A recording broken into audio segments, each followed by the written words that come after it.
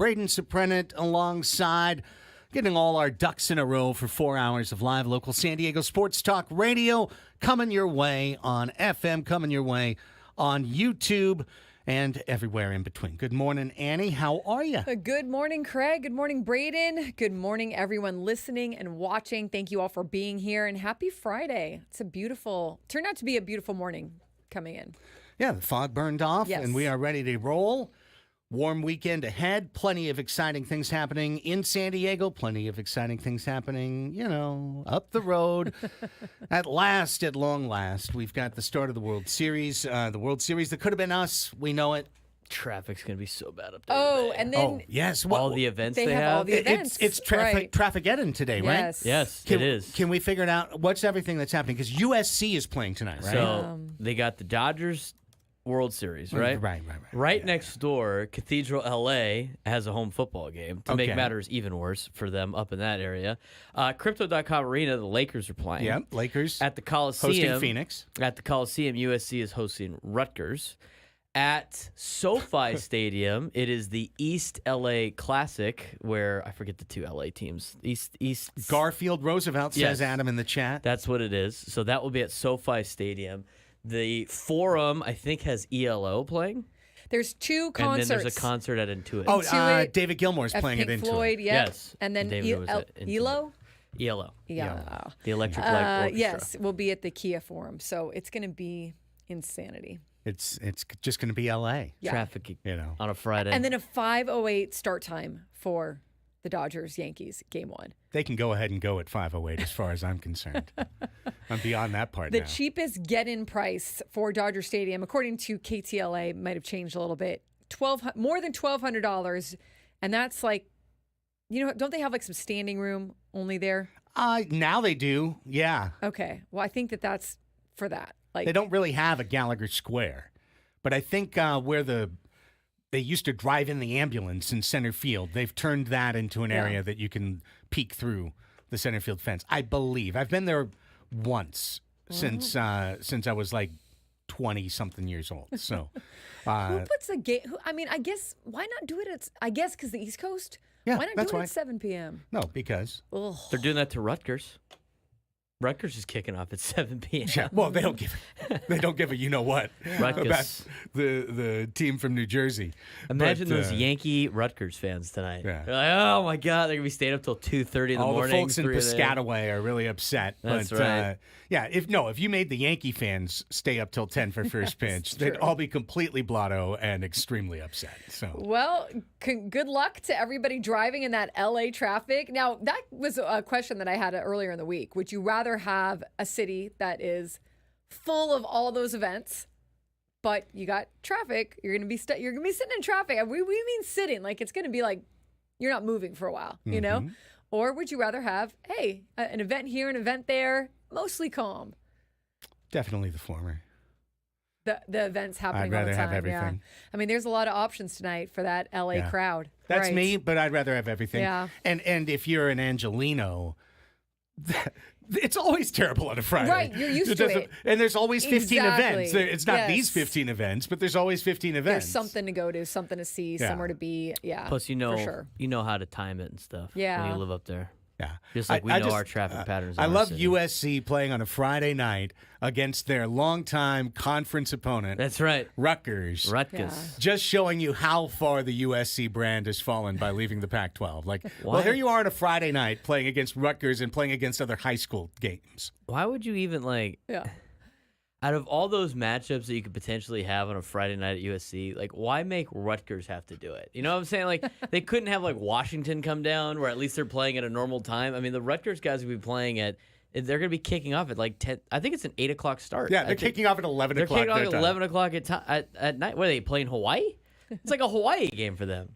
Unfortunately, that's like prime time for kids that age. Yeah, right. Like 11. They're like, the night's just started. yeah, they're like, this is when I'd like to play a football game, actually. Can That we is- do after that all that, the we'll time? hit the concerts. That is when they want to go out. That is not when they want to play any type of football When game. they want to have already had their shower Yeah, and be ready to exactly. party. They want to right. go to a party at that time. They don't want to go to. They don't want to play a football game. I couldn't imagine being a student at Rutgers that was into football, being like, all right, we're going to watch it at all these parties? Or like, what's going on? You could have stopped that sentence after the word Rutgers. Rutgers. And I would have been, sure, I couldn't imagine being a student at Rutgers. Rutgers. And I was like, good. Yeah, agree. I couldn't imagine being a student at Rutgers. Here's what's going on today's show. Actually got a text right as I was walking into the elevator to add one guest to the list that was up on our working on guests list. Of course, we're going to talk about the Fall Classic and get you set for the weekend that will be here on Annie and Elsten. Get you prepared. A lot of fun things beyond just L.A. Versus New York. Braden's football segment, as always, gives us a chance to take a look at some of the biggest games that will be happening with the Oblong Egg. And we'll get into all of that and offer bold predictions and whatnot.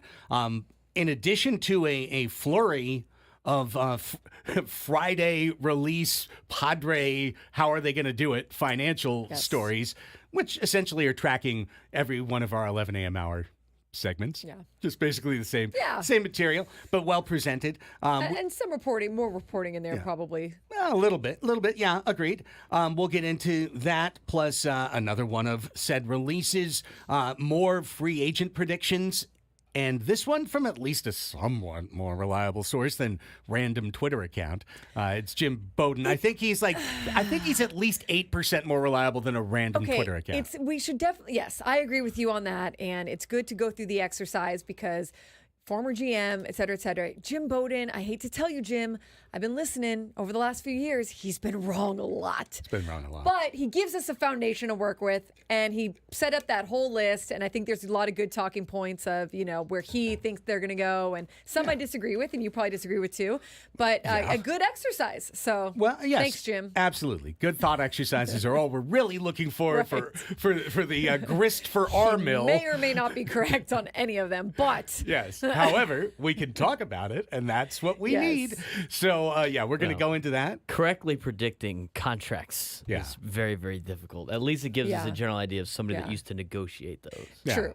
I think he's up to 1.5 out of 3 right on the ones he's predicted for the Padres. I mean, you have to give you got to give or take millions here and there. I mean, obviously he doesn't account for the fact of teams being desperate and throwing a lot more money at Sometimes somebody. He has a wrong. What I've noticed with him is he has a wrong read on teams, which can happen a lot. Yeah. Based on kind of when you're a national guy, and I'm sure he has sources, but maybe kind of seeing things from his angle, but not always boots on the ground angle. And the more you're out of the sport, the less sources and reliable assets you have that are currently in baseball. I could tell you what's going on.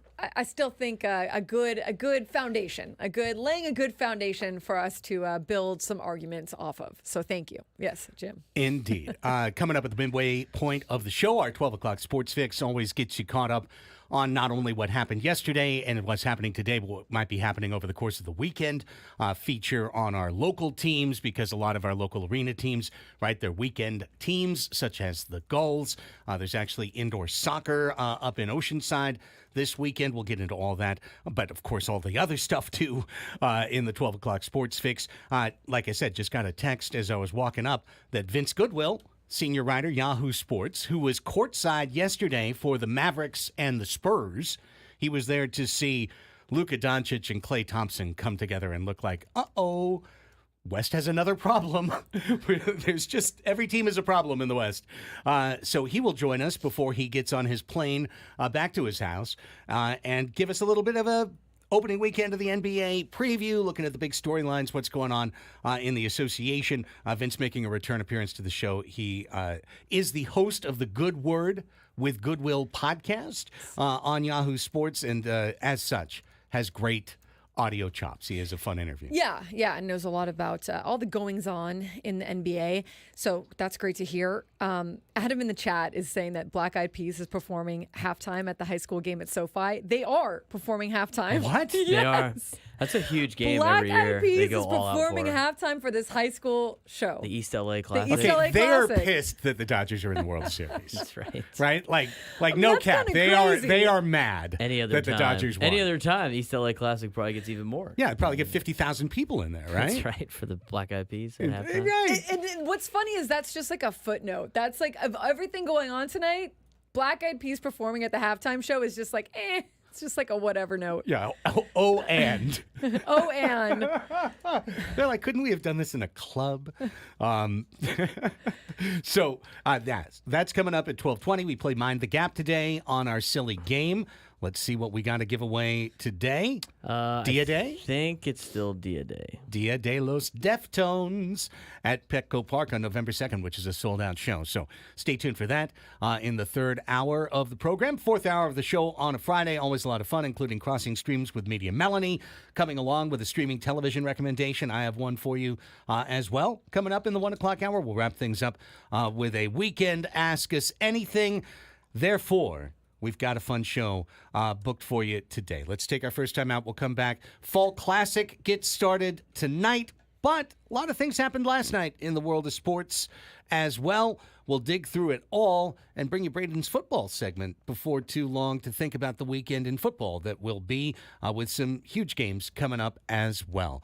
It's Annie Halbert, Craig Elsten, Braden Soprenet. This is Annie and Elsten on San Diego's #1 sports station, 97.3 The Fan.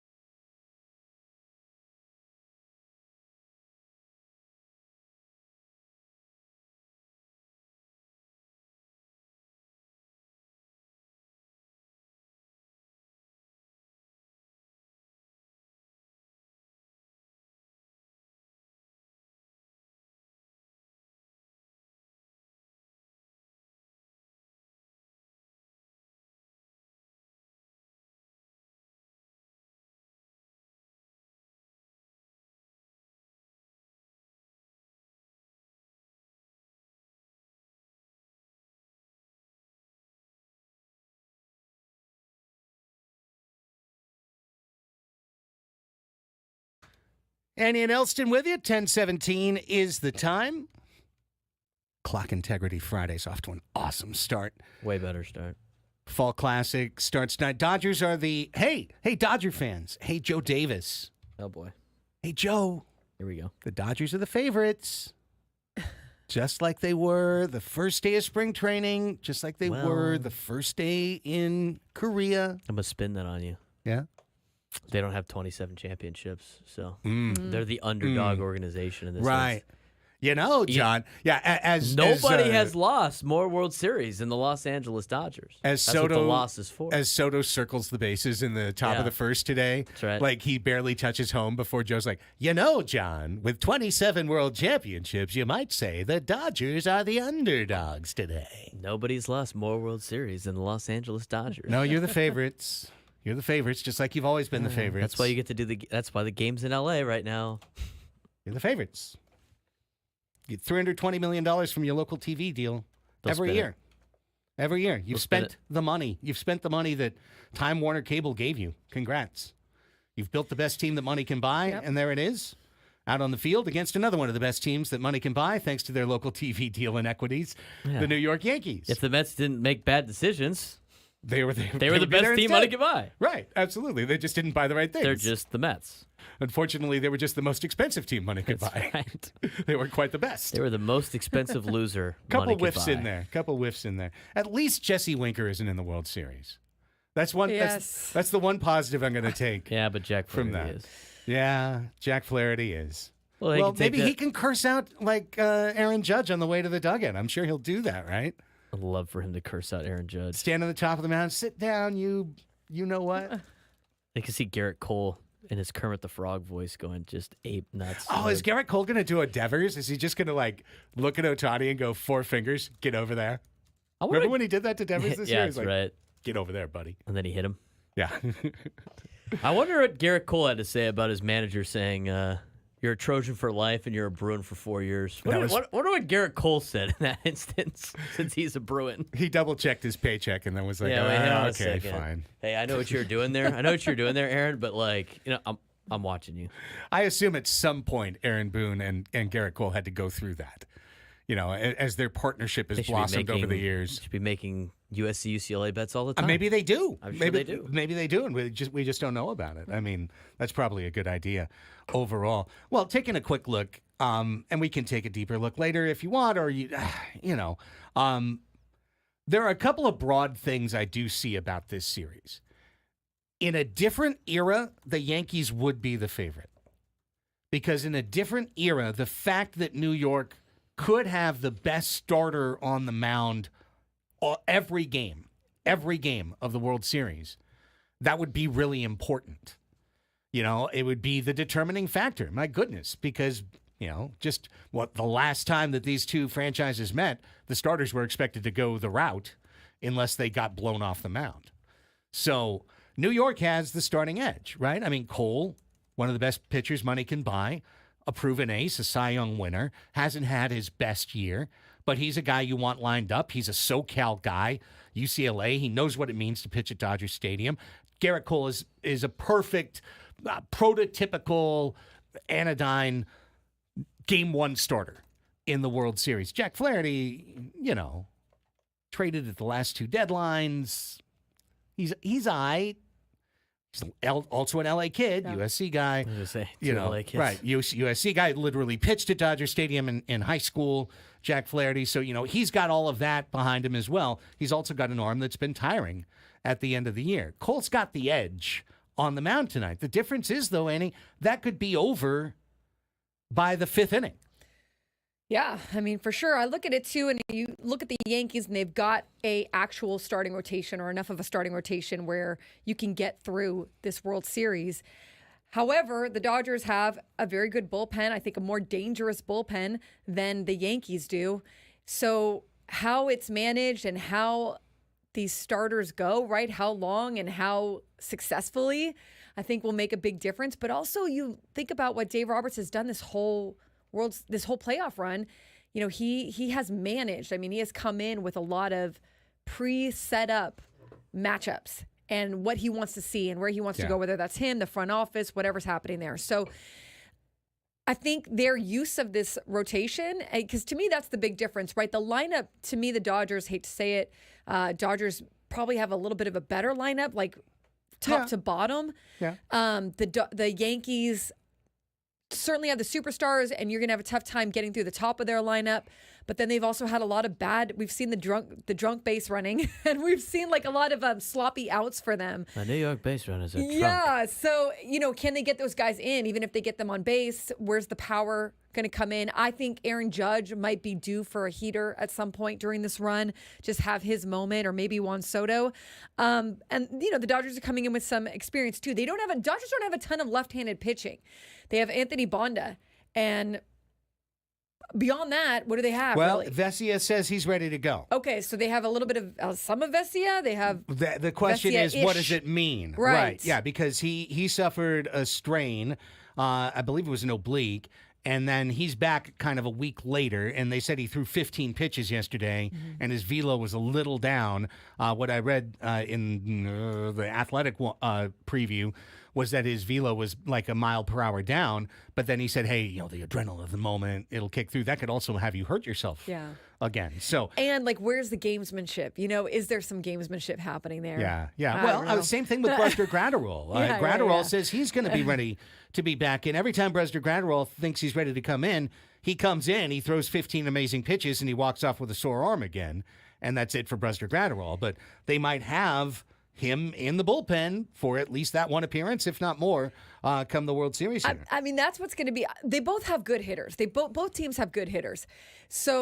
And they both have their superstars at the top of the lineup, and they both have the home run leaders for their respective leagues. So there should be that kind of, matchup at least that is somewhat balanced, I guess. We'll see what the bottom of the lineups do. But for the pitching, when you have a team that is pretty good in the starting rotation for the Yankees, bullpen is a little not as dangerous as the Dodgers are, but the Dodgers have like a starting rotation that is, how did they even get to this point, right? And they've been making it work, but they've got a bullpen that is pretty dynamic.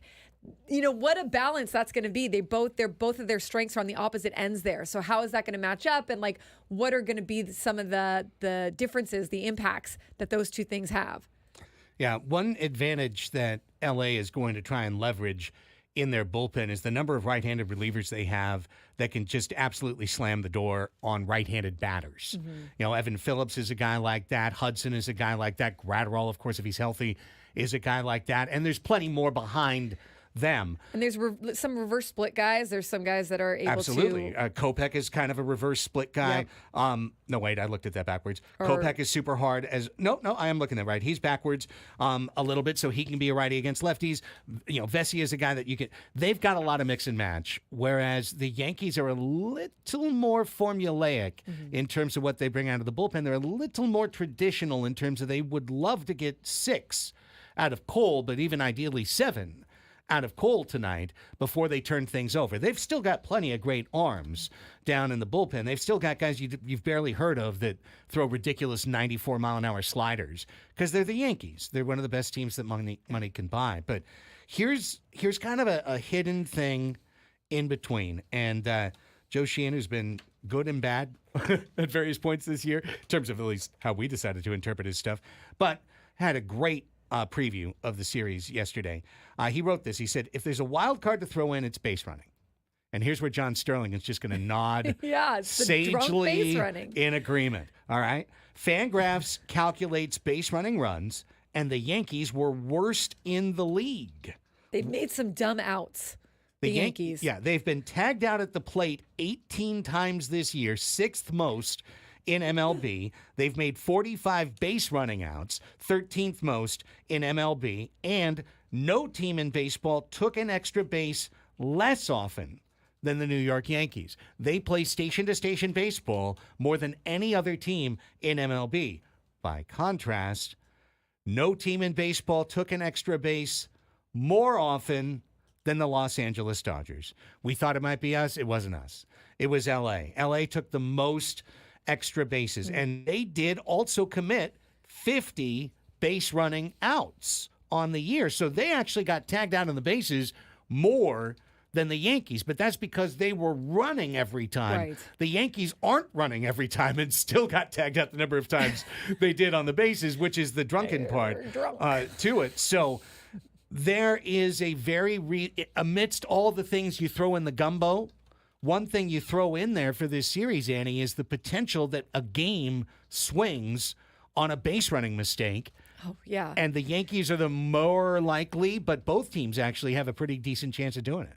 Absolutely. And when you are playing these postseason games and obviously the World Series, you want to play the cleanest type of baseball that you ever have in your life. But if you haven't been doing that for most of the season, it's not like some switch you can flip. I mean, all these guys know how to, but when you get under the lights and the intensity, knowing all the pressure that's on every single moment, sometimes you're more prone to make more mistakes. So it's going to be a big deal. But that could absolutely turn a game and turn a series, is capitalizing on a mistake from the other team and kind of putting some pressure on them also to make those mistakes.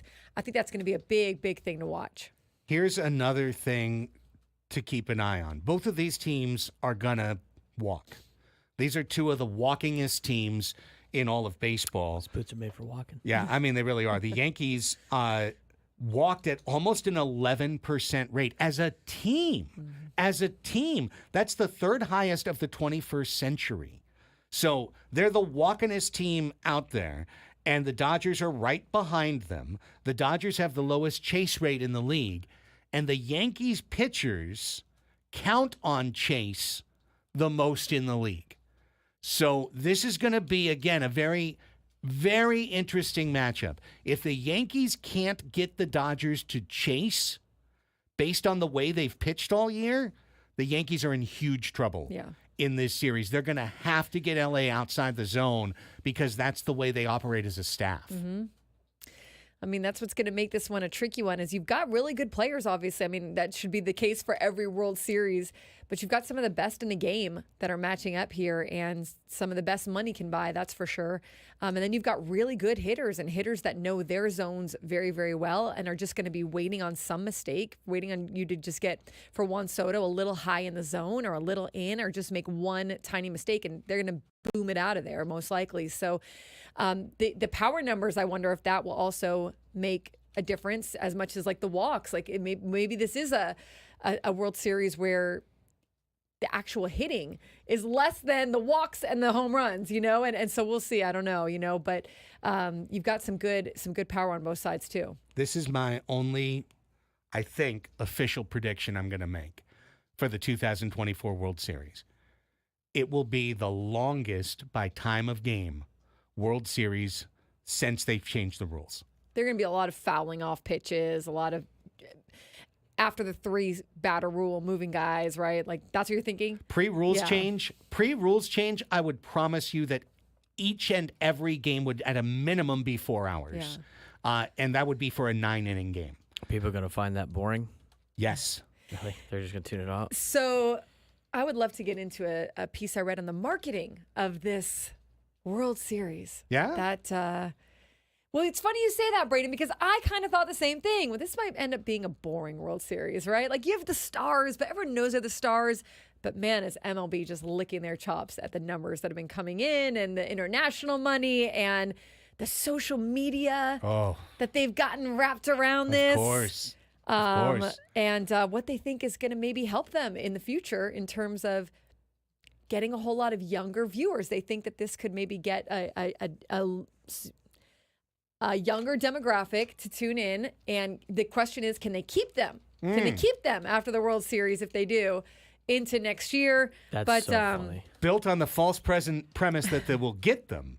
They're already asking the question of how they're going to keep them after the kids come out to see the two most conservative, staid franchises in Major League Baseball, the LA Dodgers and the New York Yankees. As Rob Manfred said, and I quote in this MLB.com article, Joe DiMaggio and Jackie Robinson played against each other in a Yankee-Dodger World Series. So did Mickey Mantle and Sandy Koufax. This one is a continuation. Oh, yes, and, of course. And then he noted, like we talked about this, the most watched MLB postseason game, actually this was the author, in Japan was earlier in the postseason. It was the NLDS. It was the Dodgers and the Padres in Game 5. More estimated average viewers watched the game in Japan than in the U.S. By 5 million. Right. So they think that is going to make the money. That is going to make, the ratings in Japan, and I'm sure it's going to be high. Earlier in the postseason, MLB took out 113 billboard ads around Tokyo. I heard about this. And then they've got this thorough line to focus on younger fans via social media and music. They have worked with, someone is going to tell me I said El Alfa, a Dominican music artist to create a song about Soto heading into the playoffs. Okay. But they said, look, this is largely dependent how successful the marketing can be, but because of the teams. Like last year, they could only go so far with the Rangers and the Diamondbacks, they were saying. But they said that the median age of ticket purchasers has dropped to 65 years old.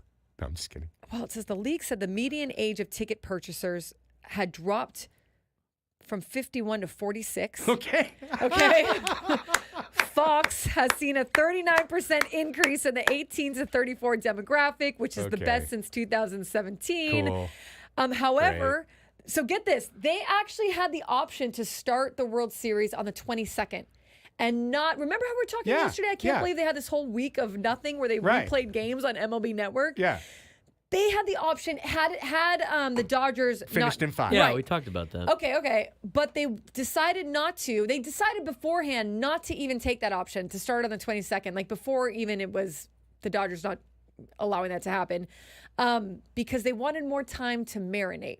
They wanted more time to allow all of this to marinate. It almost kind of worked. I mean, to be honest, Monday I didn't really want the series.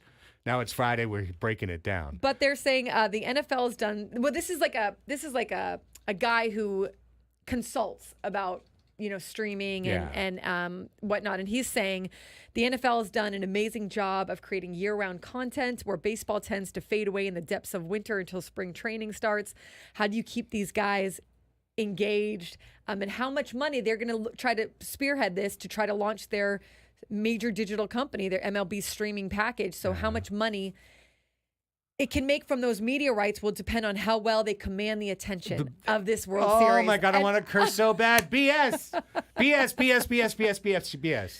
So this is going to be an interesting case study. I agree with you. I don't think it's a straight line. I really Ohtani and Judge won't be on the MLB thing. And you can't start that really for years to come. I mean, you would be asking to gain attention from now until years from now when they can actually start that. This is Steve Buscemi walking in dressed as a kid going, hello, my fellow kids. 100%. You know what gets young people to watch baseball right now? You know what it is?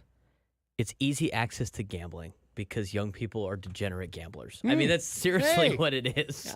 Real talk. I think it could be really good for Major League Baseball if they have a good children. I mean, it's just like it's for 1.5 bases. Ohtani at minus 140. I am not kidding you. I mean, that is most young people. They could give a rat's ass about the game. It's like, how do I make money on this on my app? Yeah. I do think it could be good for baseball, and you have all the stars in there, but what if it's just a pitching extravaganza and you don't really get the power numbers? Like, even for the playoffs earlier, like for the Padres, sometimes it was like you were waiting for some fireworks from either team, but because it was such great pitching and you can't hold that against the teams, like that's what you're supposed to do in the postseason. Baseball fans go through a cycle. Baseball has never been able to capture it because it's always a cycle. You go as a kid because your parents take you, and then you become a young adult and you go do kid things, and then when you finally start your own family, you go, I'm going to bring my kid to a game, and that's when your older demographic comes back because you remember how fun it was to go to games when you were a kid, and now you're passing it along to your kids. That is the cycle of baseball fans, and I find it funny every time Major League Baseball is like, we got the kids now. They're going to watch and spend money on our product. With our BS with our music song. with our song about Juan Soto. We wrote a song about Juan Soto. Yeah. Like, props to the creativity on that, or to like putting yourself out there to try to get more social media engagement. The problem I have is when you sell out for the social media in a way that is like a lot of these people have never even watched a baseball game before, that they have like doing their social media or whatever, and it's like they're not going to give them the money back. You're not really like. I don't know. You're not really giving people more information, but maybe they just want like, hey, Juan Soto hits a home run. Clock and Let's take. We're late. I'm 1 for 2 now. When we come back, it's Braden's football segment. Annie and Elsten, San Diego's #1 sports station, is 97.3 The Fan.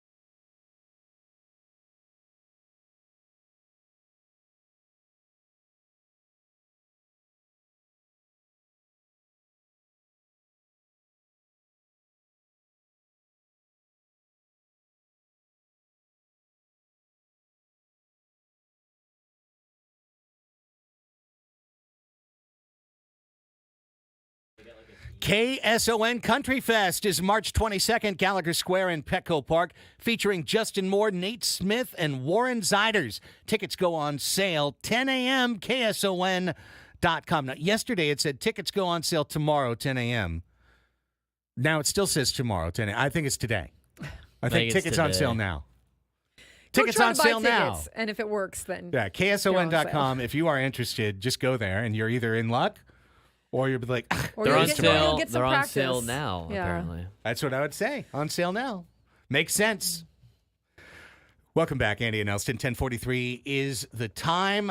The NFL beckons. Good game last night. That was a pretty good game last night. It ended very poorly. It did end poorly. It ended so poorly that the conspiracy theorists thought the game was fixed. Of course. With all the bets were on Minnesota, and then all the missed calls on big third downs went the Rams' way. Take that for what it's worth. And, the one thing about the NFL is they're just going to fix that rule in the offseason, and then now the face mask will become a reviewable offense next year because the NFL changes their rules every single year. I don't know how they missed that one, too. I mean, it's very blatant. Right there. He had him by the head. His head was completely turned. As we get all the time when we send in our stuff, and the officials in town want us to send in their stuff just like for film so they can break it down too and learn. It's most of the time it's sorry we missed that. Oops. We need to be better. Aww. And that's exactly what the Vikings are going to get. And you could tell Kevin O'Connell on the sideline was taking a deep breath. Yeah. Because it's like they're just going to say we missed it. Sorry. Because there's nothing they can do about it. Right. And they still would have had to drive down the field, score, get the 2 points, whatever they had to do. But they should have had the opportunity to do that. It shouldn't have been penalty, missed. They know that that's not the reason they lost. But at the same time, it's like, how do you miss that ends up being 2 points for the other team? Right. Look out for the Rams. They're just going to be another one of those teams that sneak their way into the playoffs at the end of the year. Not good enough to win it all.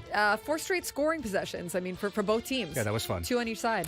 Here's what I don't like about the. Here's why I think fantasy football is all luck and there's really no skill. I said this on Gwen and Chris show, and people that win fantasy like roll their eyes. All the fantasy experts last night said you'd be stupid if you started Puka Nacua. You would be stupid. That would be really dumb if you started Puka Nacua. He hadn't practiced all week. He's been out for 6 weeks, whatever it is. Yeah. He's barely going to play. You would be stupid if you started him. They were wrong. Guy had like 20 points last night. He was like all over the field. Cooper Kupp and him, Yeah. And Cooper Kupp didn't even play that much. Right. Because I have Cooper Kupp in fantasy, and I have Nacua. I'm like. But you get your weapons back. You get more of a ability to use. And fantasy is 90% luck, 10%. Don't be an idiot. That's basically what fantasy football is. Fair. Eagles and Bengals, Sunday. Fun fact about this game. My sister, who lives in Nashville, had a 3-day weekend this weekend, and her friends were like, let's go explore somewhere. And since Nashville is very close to a lot of cities, yes, she remembered that we had a good time in Cincinnati. I wanted to go to Cincinnati this weekend. My gosh. And I was like, I don't know who they're playing, but just check the schedule. She was like, we're not going to Cincinnati. Eagles are in town, and everything is booked all over the entire city. So we're going to Atlanta instead. Fair enough. Fair enough. Man. See, this is what happens, girls, when are not into the NFL. Yeah. You don't understand. Like the poor women that had bachelorette parties in Nashville the year that they had the draft there and everything got shut down. They were so upset. But Eagles are in Cincinnati to take on the Bengals. Bengals have done really well against good teams. They have just puttered along against bad teams. Eagles are a good team. Bengals are favored by 2.5. Who do you guys got? I got the Eagles. I got the Eagles, too. I like the Bengals at home. It's fair. I'll take the Bengals at home. Stat to know, since 2022, Eagles A.J. Brown and Bengals Jamar Chase are among the top 4 receivers in receiving yards after contact. Chase leads with 452 yards. Bold prediction, buy or sell. Bengals will win by more than 7 points. I would imagine you're selling that. Well, seeing as we said that that Philly would win. I mean, if I'm really being intellectually consistent, because when you asked earlier when they had lost 3 games, if the Bengals were out of it, I said no. I should therefore believe the Bengals would win this game. Right. So I guess I'm switching. I'll go Bengals. You're taking the Bengals? Yeah. Do they win by more than 7? No.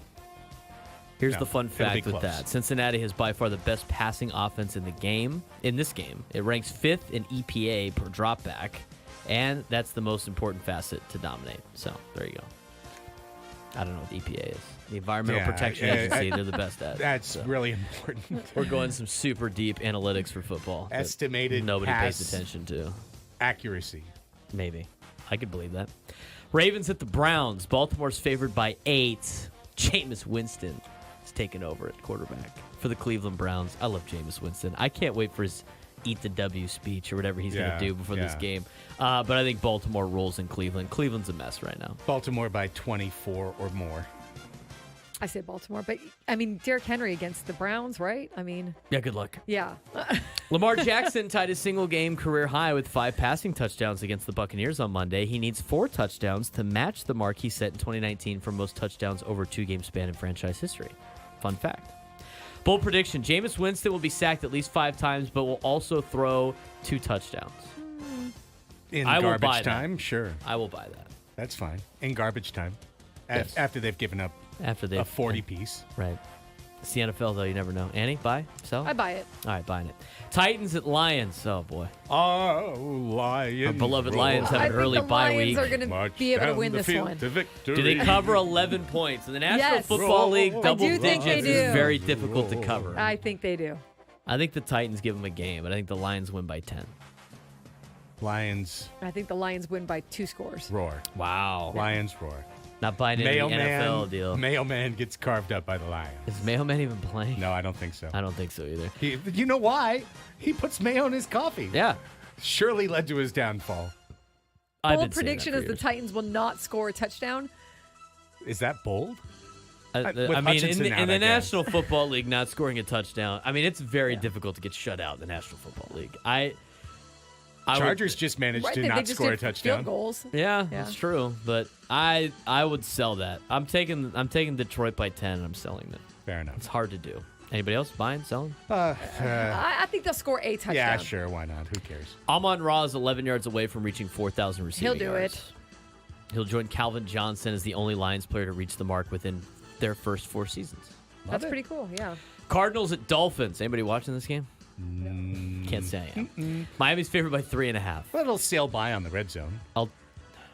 That's a tough spread right there. Cardinals are better. It's a far trip. Tua is eligible to return. Who knows if he does? I'll take the Cards. Yeah, I'll take the Cardinals too. I will take the Cardinals as well. Dolphins and Cardinals are the only teams in the NFL that have multiple wins after trailing at the start of the fourth quarter.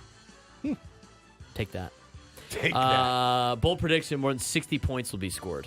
Cardinals have one of the worst defenses in the NFL and will face the Dolphins offense with Tua back. I'm selling that. allegedly. I'm selling that huge. I'm selling that. I'm selling all of that. You're not thinking it's going to be 33-30 I or don't. something? I not in any way, shape, or form. I think I would bet the under in this game. Unless Tua's back. They said Tua's back. I don't know, maybe. And then what happens after someone I sacks think it's him? not because of the offenses. I think it's because both defenses are so bad. Yeah. I still Sell. sell it. Like, you don't think the scores will be 33-30? Sell.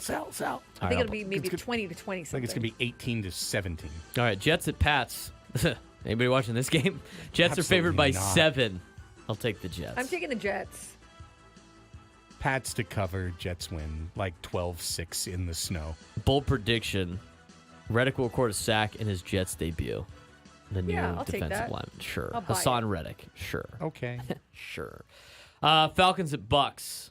Atlanta's or Adam Klug's Falcons are favored by 2.5. I'll go with the Falcons. Buccaneers have no weapons left. Yeah, because all their wide receivers got hurt. Evans has a hamstring. Godwin's out for the year. Right. They're going to go with Sterling Shepard and Jalen McMillan. Still got Baker back there making plays, making things happen. He's going to have to make some things happen with nothing around him. Is there a pirate ship? There is a pirate ship in attendance. Go Bucks. All right, you Yeah. got the Bucks plus 2.5. It's always a good bet to go I'll with the take Pirates. I'll take the Falcons. Bijan Robinson will rush for over 100 yards. I'll buy it. I'll buy it. Sure. There you go, Adam. Some of us are picking your team. Packers at Jags. Packers are favored by 3.5. Pack. Easy. I'll take Yeah, the I'd take the Packers. Packers. Jaguars are terrible. Right. The game will be tied at some point in the fourth quarter. Buy or sell? I sell. Sell. Sell. Really? I mean, come on. Texans by 5 hosting the Colts. I will take that. Yeah, Colts are kind of in a mixed up place with their quarterback situation. If Yeah, I'm Flacco was taking the starting, Texans here. I would take the points, but I think Richardson's starting again. yeah, so I'll take the Texans. Bold predictions: Colts receiver Alec Pierce will have a 40+ yard reception. All he does is go deep. No wide receiver is on average further downfield than Pierce. That's fun. I sell this. Still going to sell. Yeah. I will hard. buy it because he'll get one catch, and if he just runs downfield, it's got to be 40 yards. Afternoon game: Saints at the Chargers. The Drew Brees matchup. I think it's going to be the Saints. Chargers favored by 7. I'll take New Orleans, I'm gonna even take though New they Orleans, have been awful and they have nothing. They are left. getting healthy again, I think, though. Like, Derek Carr is the only Well, they don't major have Derek player to Carr remain on the still. injury report. Taysom Hill, Chris Olave, Pete Warner, Lucas Patrick, and Cesar Ruiz return to practice. There you go. So Let's that's good. go, they're, Saints. they're ready to go. I will take the Saints since they got more San Diego guys. The Chargers haven't scored a touchdown in the second half since week 1. Hey. That is rough. I'm going with the Saints. I'll Hey, take the y'all. Saints to cover. Chargers probably win. J.K. Dobbins will run for 100+ rushing yards. So, I sell. Sell it. Bills at Seahawks. That's a decent long trip. game. Decent game. Buffalo's favored by 3. I'm going with Buffalo. I'm going to go Seattle right there. Let's go, Buffalo. Bold prediction: Dalton Kincaid, Bills tight end, will record 6 or more receptions. Seahawks. Rick Woolen has a 9% target rate allowed this season, which he will be in charge of covering Dalton Kincaid. I'll buy it. Sure. Okay. Yeah. Throw it to Dalton. Sure. Sure. Even though they got Amari Cooper now. Yeah, but still, I like the Seahawks at home. Long flight. That's long a long flight. flight. Panthers at Broncos. I'm going to go with the Panthers. Denver's Screw it. favored by 10. I'm going to go with the 1-6 Panthers. Panthers are looking Yeah, to I'm avoid with you. back-to-back This starts feels like of one of those 1-7 or worse. dumb games that because Denver's not that good, they'll Yeah. kind of mess it up a little bit, Yeah. and then they'll stumble to a win. Bryce Young's back, by the way. Remember. Never mind. Denver by 24. And they are at Denver. It's in the Mile High I'm still going to go with the Panthers. Didn't hear about that whole Bryce Young is back part. Yeah, Denver remember? by all the Because points. the The Red Panthers- Rifle was in an accident. Oh, But, Panthers, buy or sell, Panthers will fail to cross into plus territory in the first half. I'll buy that. I'll buy it. sell.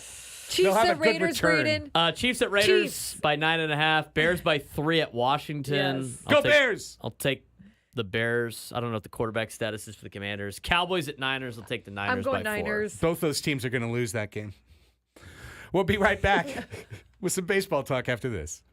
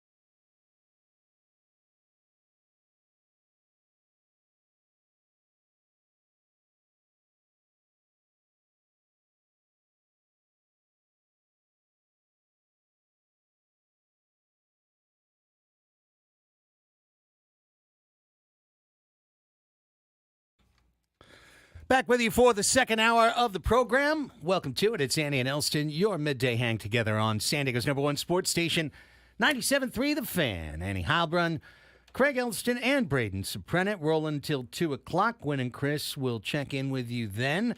No alternate programming tonight, right? Full show, it should be, because we're not carrying the World Series. No, we don't.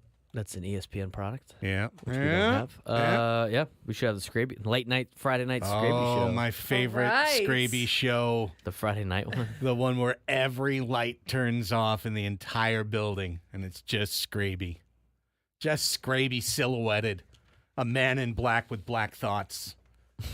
Just together there for the hour. Just chopping it up. Chopping it up, staring at the wall. So great. Oh, man. Can't wait. That's happening later tonight. That's a real thing that's going to happen later tonight. You can be audio witness to that or visual witness on YouTube. 97.3 The Fan page on YouTube is where you can watch all of our shows. All of us are live every time that we are on. And for everyone who's in the chat today on YouTube, thank you for being here. Welcome to the program.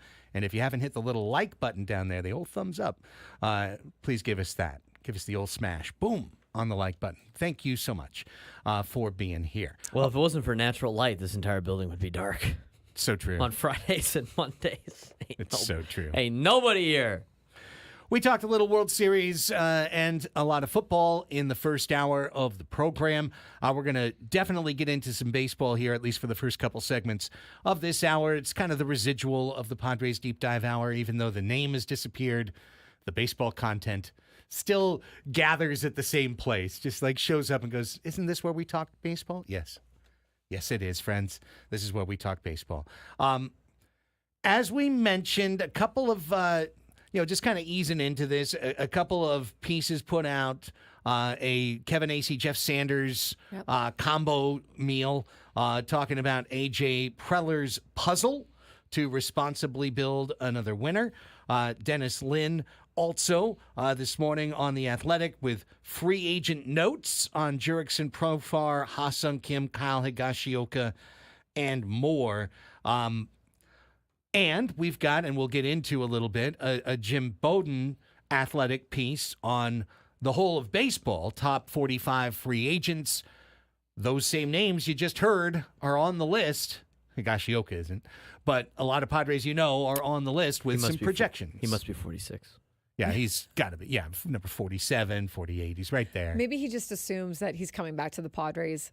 He got the guitar, got the surfboard. Number 46. So he's just really not on the free agent list, right? Number 46 on Jim Bowden's list, number 1 in our hearts. Number 1 in our hearts behind the plate. Go back to yesterday if you want to hear our catcher season in review, which we did in this hour. Yeah, by the way, available as a podcast too. Don't you know, on all the podcast platforms. Hit that 5-star review. I think even looking at the other catchers, we talked about it just as a side note. I think they can make something work with Kyle Higashioka if they want to bring him back. That's my opinion. I think it's a lot easier for him than for some of the guys that we're going to discuss as the hour goes along. Bottom line, the stuff that I've read this morning in those two pieces would track almost one-to-one with the stuff we've presented on the show. Yeah, I think it's probably what you look at here is the reporting from both The Athletic and the Union Tribune is that of the Padres, quote, spending responsibly, as A.J. Preller said. And so you're probably looking at a payroll that is closer to what they have done this past year. And the point was made of it worked for them in 2024. So the mandate is probably going to be, let's make it work in 2025. Might they need to go over by some? Maybe. But I don't think that at least as of right now, the reporting is of, a payroll that isn't going to be probably like top 5 in Major League Baseball. No, it probably won't, right? And I don't think you need to even worry about that because the spending wars this offseason will put teams like the current World Series participants into the 350s and beyond in terms of their payroll, right? Texas, but in 2023, the Padres were what? They were top 5 then. They were, but it'll never get back to there. I don't think it'll ever get back to there. That being said, they're not that, from a salary cap standpoint, luxury tax, there's not an actual salary cap. From a luxury tax standpoint, they could have a figure that sounds like the number that their payroll was in 2023 while still keeping their payroll under $200 million.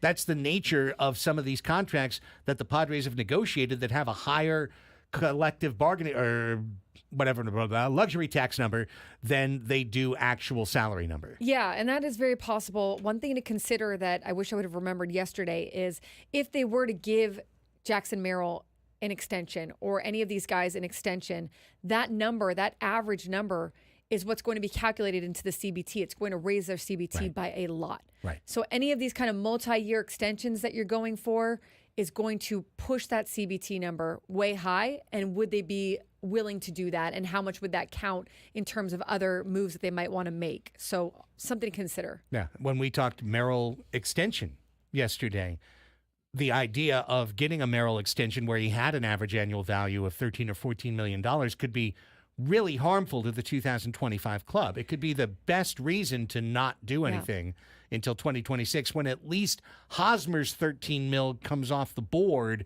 And if you had an AAV somewhere there or a little over, it doesn't affect your luxury tax number. Yeah, and same with if you extended like Dylan Cease or Michael King or Luis Ariz, even though their number anyways is going to be high, like in arbitration, you're looking at maybe just adding to that number and how it will add to that number if they were to get a multi-year extension. Because remember, it's the average. So even if their contracts are backloaded and they don't make the bulk of their money until the end of their contract, it's still going to count as an average against that CBT number. And it still will have an effect on the other moves that they can make, depending on how much they are willing to go over that CBT. Yeah. So with that as a backdrop, and the reminder that already the Padres are right there, right, around $10, $11 million under the CBT. Here's what Jim Bowden put out.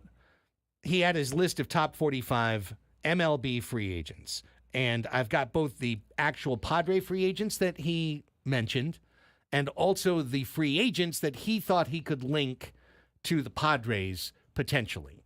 And over the course of these two segments, we'll go through some of these numbers. But first, I'll just give you the kind of top line thing because that's always interesting. His Soto prediction is 15 years, $622 million.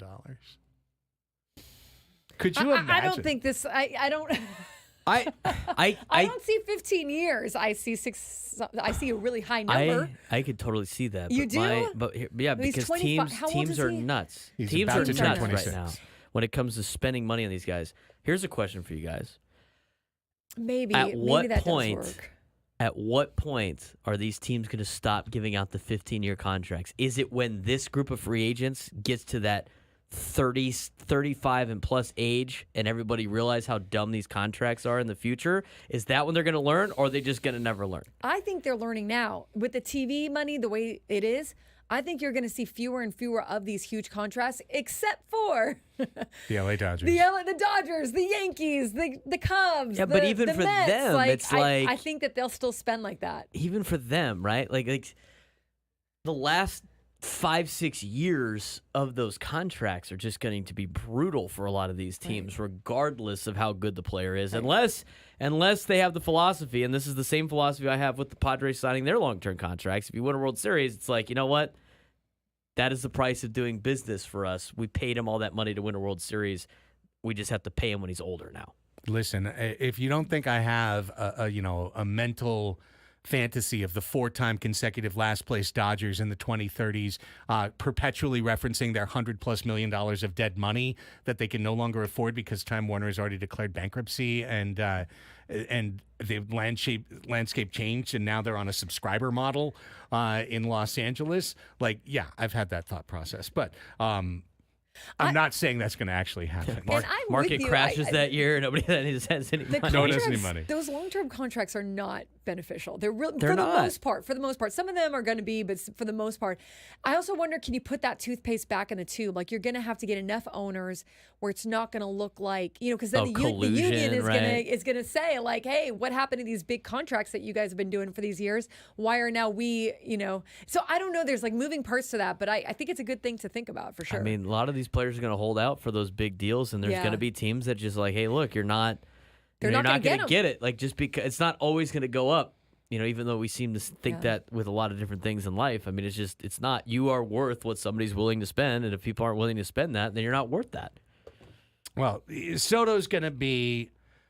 I don't see the next guy, and maybe someone could point to me the next guy right away, but I don't see the next guy right now that looks like Juan Soto in baseball. Right. I think or Juan's going to Ohtani. get paid. Yeah. Or a Trout or a Judge. Those guys are all paid, right? Who's the next star that would get that kind of money? Yeah, the next mega star. You know, I'm not sure that guy's here yet. You know what those stars are? They're all very young. They're all in their 20s, and they've all been getting Atlanta Braves contracts because Right. all these orgs are like, we need to do what they did. Right. Yeah, exactly. Would Acuna be that guy? Well, he's already getting paid Right. through a number of his years. That's a great call. Okay, two, and we'll just hit this first couple here, and then we'll move. Number 32 is the best on the list. Hang on, number 32. Padres bring him home. What's the? I need to search. 26, for it. 29, I gotta go all the way down to 31, 32 now. 32. Nick Martinez, Okay, Nick right-handed Martinez. pitcher. Yes. Yes, he is on the list of potentially interested guys.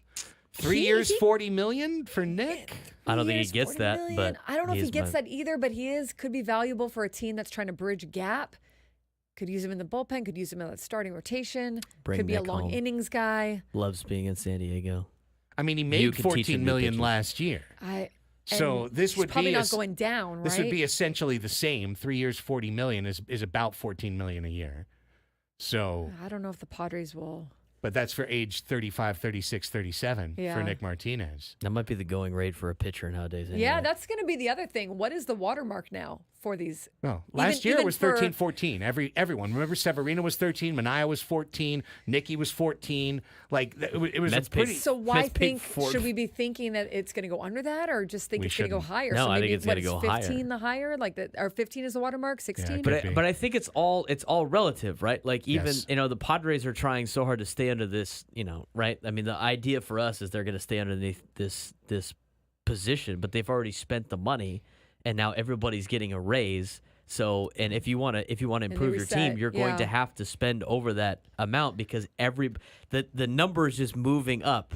It's not the number anymore. We got to think about the value of the player in comparison to how much everybody's making. Yeah. Because we can't be holding this to like five years ago standards of I can't believe he's getting $15 million. Well, $15 million now is like $8 million. It's like signing an $8 million contract. He says Martinez hopes to become a full-time starter with his next team and deserves that opportunity. Just like he this has said been with the going Reds. on. Just That's had the that. other Just thing like he is I said with wonder us. if that will be a tripping point for some teams. We Every talked single about team that. lies to Nick Martinez every winter. We talked about that during Oh, the yeah, offseason yeah, or yeah. during the season when we talked about it with Nick about the trade deadline. But I wonder if he will go. Even that said that they lie. Like I wonder if he will venture toward a team if he has the opportunity to make it that decision. Like if he gets multiple offers, I wonder if he will go more toward a team that gives him If that Nick wants to opportunity. win, he's going to be a relief pitcher somewhere. If he wants to be a starter, he's just going to go somewhere and get shelled. Or not get shelled. He's got to go somewhere and the team's going to get shelled. And then what are they going to do? They're going to throw him in the bullpen. Well, they could sign. Yeah, he could go sign with the Pirates, Right. and then. But you're right. I mean, he does want to win. Like he talked about, hey, he had that feeling in the Olympics. He wants to win a World Series. So I would imagine he wants to go to a winning team. And he just signed with the Reds and found out what it's like to be Yes. on a crap team. He was on a bad team For and money. still got moved to the bullpen. I mean, he Yes. couldn't start for the Reds, right? Yeah. So it's like it comes to a point like where Nick has to have that come to Jesus meeting with himself on I'm a really good relief pitcher. I'm an average starter. I will get a couple opportunities to start. Are they at going these to value places. his money as a starter or as a reliever? Like where? He's probably going to be like a swing guy, Right. which is like a little bit more than a reliever, but not as much as like a front an ace, end yeah. starter. I mean, the guy's getting paid now, and he's not pitching in Japan anymore. But if he had that realization before, he'd still be on the Padres. When we come back, what will Tanner Scott get on the market? Here's another Profar prediction that I don't think the Padres can afford to pay, and maybe a Ha-Sung Kim that they could afford to pay. We'll get into that part of the projection next. Talking Padres with you, Annie and Elsten, San Diego's #1 sports station, 97.3 The Fan. Anyone in the spotlight?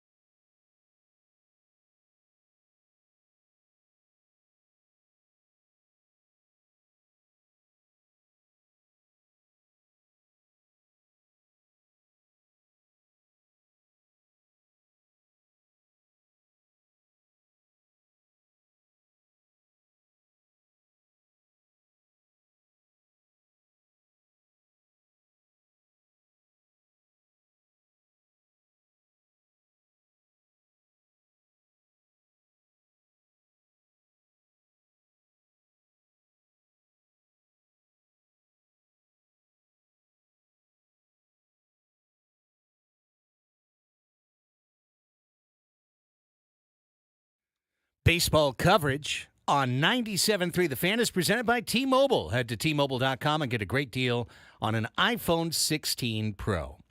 Welcome back to Annie and Elsten. Rolling till 2 o'clock today when Gwen and Chris will check in. We spent the first segment of this hour talking about some of the projections for top free agents this winter, courtesy of the Athletics' Jim Bowden. Now we'll turn to some of the Padres free agents and the projections given for those players, starting with Tanner Scott, who he has listed as a top 20 free agent going into the offseason and projects 4 years, $60 million for the team that winds up signing Tanner Scott.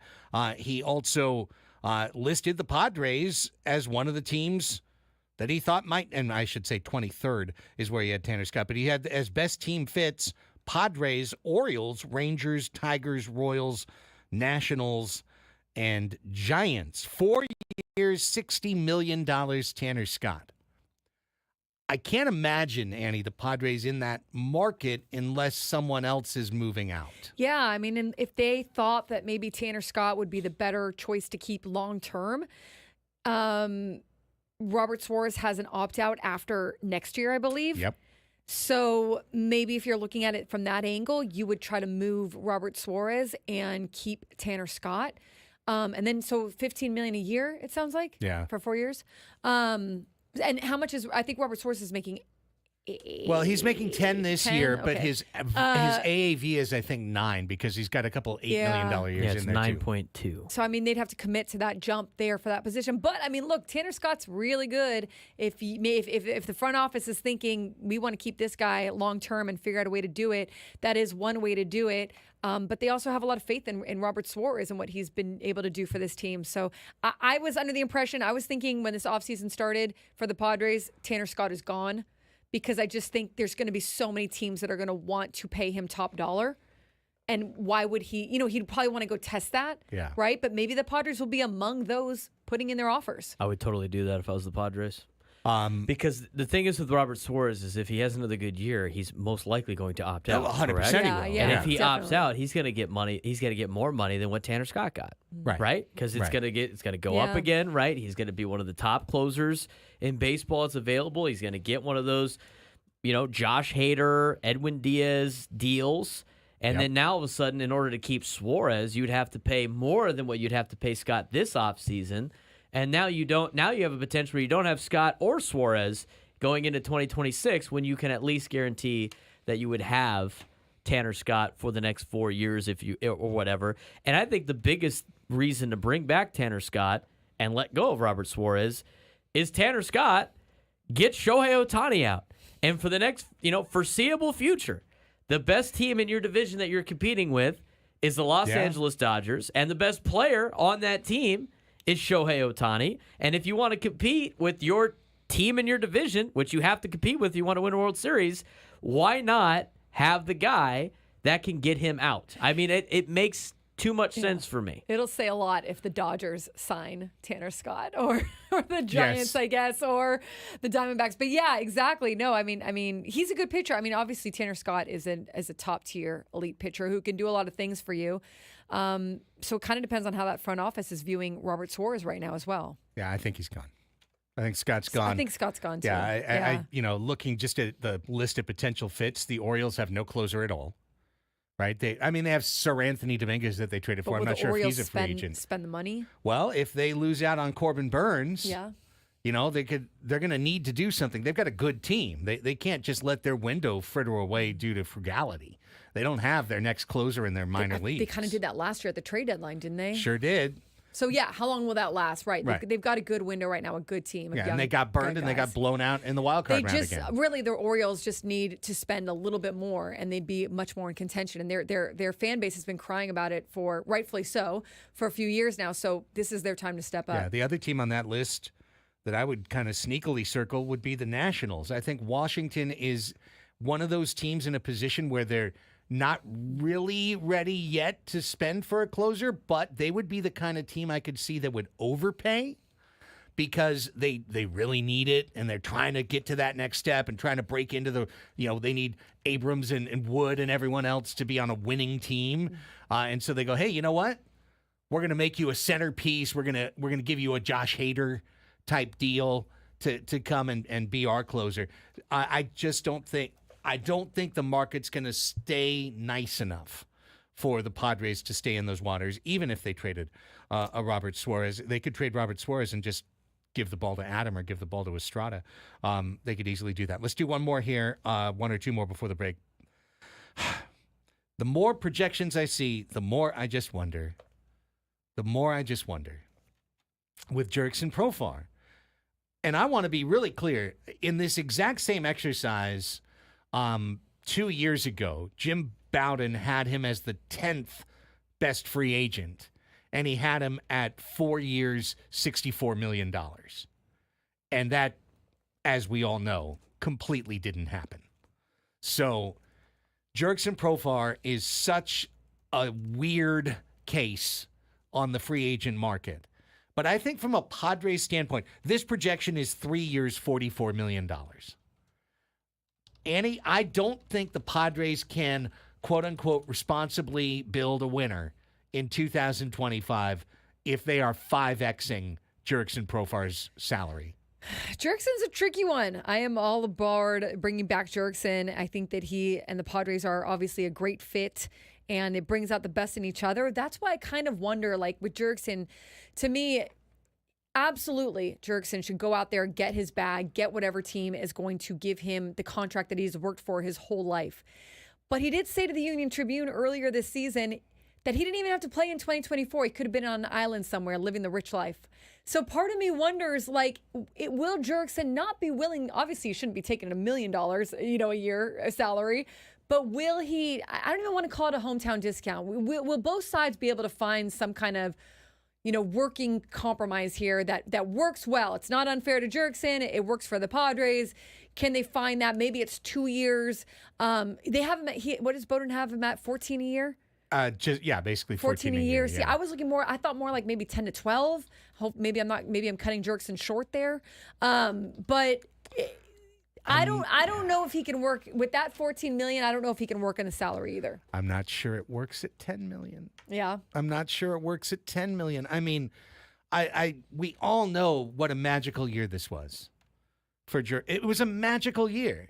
And that's not to discount the man's hard work and all of the effort and all the blood, sweat, and tears he put into the season, because he earned every bit of those bases that he gained, getting on base the most of the San Diego Padres all year long. He earned it. But he also has earned that pay raise. And for a Padres team that has so many players getting more expensive, making him one of the guys who gets way more expensive, just it truly complicates things, because at that point, Annie, he's got to come back and at the minimum do what he did last year. And what he did last year was the best he's ever done in his career. Right, but you're looking at, you could look around at a lot of contracts that are on the Padres currently and say, well, he should have come back and did what he did all the years before, and that didn't happen. And how does that help us? Well, I'm saying, so Jurickson should be put in a category where, like, yes, he might have to do it with another team, but he should go and if he is looking at it as a contract that he's worked for since he was a teenager, then if it's not the Padres, he should be open to seeing what the free agent market gives him. And then maybe come back to the Padres if he doesn't like what's out there. The trouble with that is that's what happened last time. And I think that there was an understanding that Jurickson tests the market and then comes back. But by the time those two sides reunited, and that could have been because Boris also made that timing go a lot longer, they had both the Padres had kind of moved on, right? So I hear what you're saying. It doesn't help the Padres. I mean, if they can't make the money work, they're not going to make the money work, and Jurickson's going to walk. But I think you should try to keep him in some way, if you can. I do too. I really would love to see him back. It's just a very, very difficult situation for a team that already is just looking around the room and going, well, there's Tatis, same player, $9 million more. There's Crony, $4 million more. There's Darvish, $5 million more, and go around the board. I mean, it's about $30 million in just built-in raises for the exact same guys.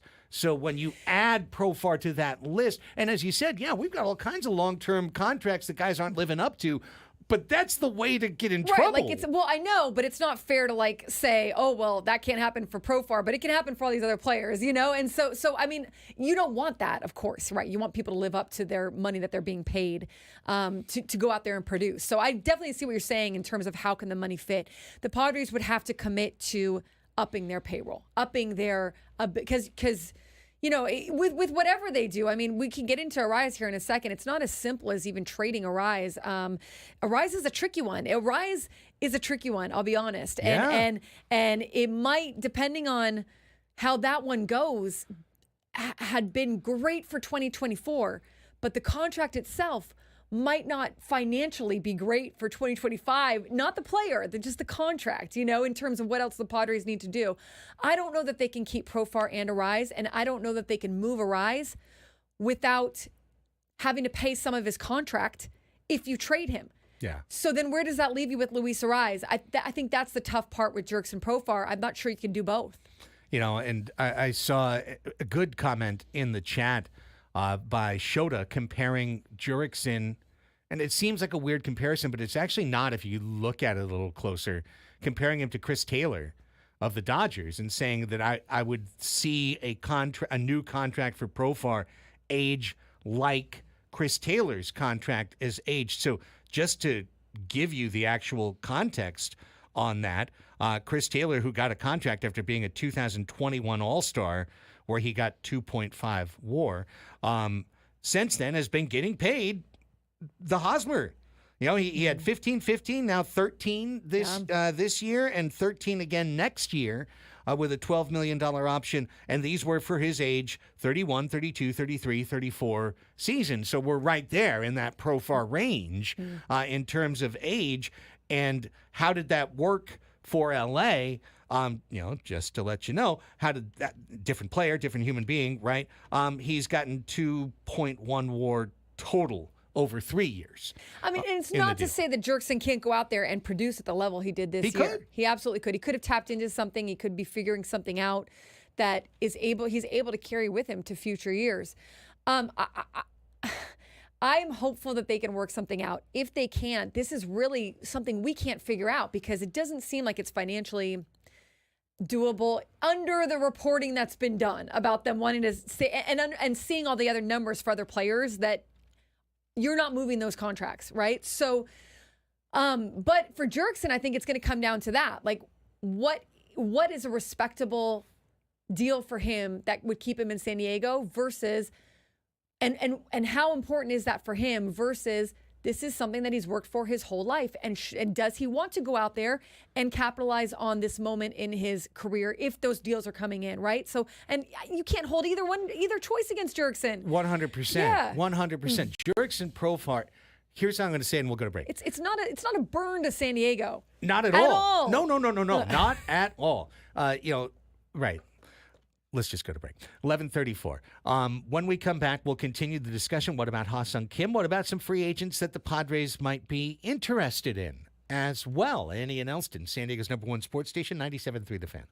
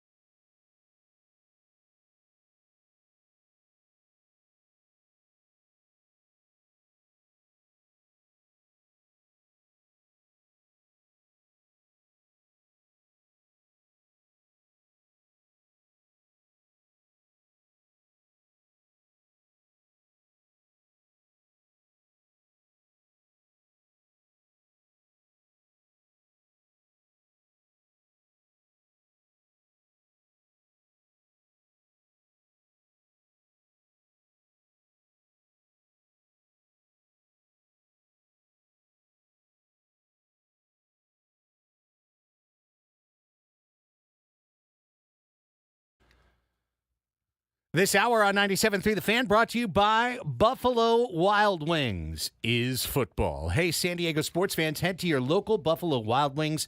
Try their new maple chipotle sauce for rich maple sweetness and mild smoky chipotle heat. Or for a bit of a kick, check out the new Cajun sauce for a rich blend of spicy and tangy pepper sauce. Stop by your San Diego B-Dubs or order now for takeout and delivery with Buffalo Wild Wings. Go. Okay. Got the Sports Fix coming up. Weekend preview edition at the top of the hour. We've been talking baseball free agency. Here was the last thing I wanted to say about Jurickson Profar. Yes. Which, I didn't want to let the break get out of my head.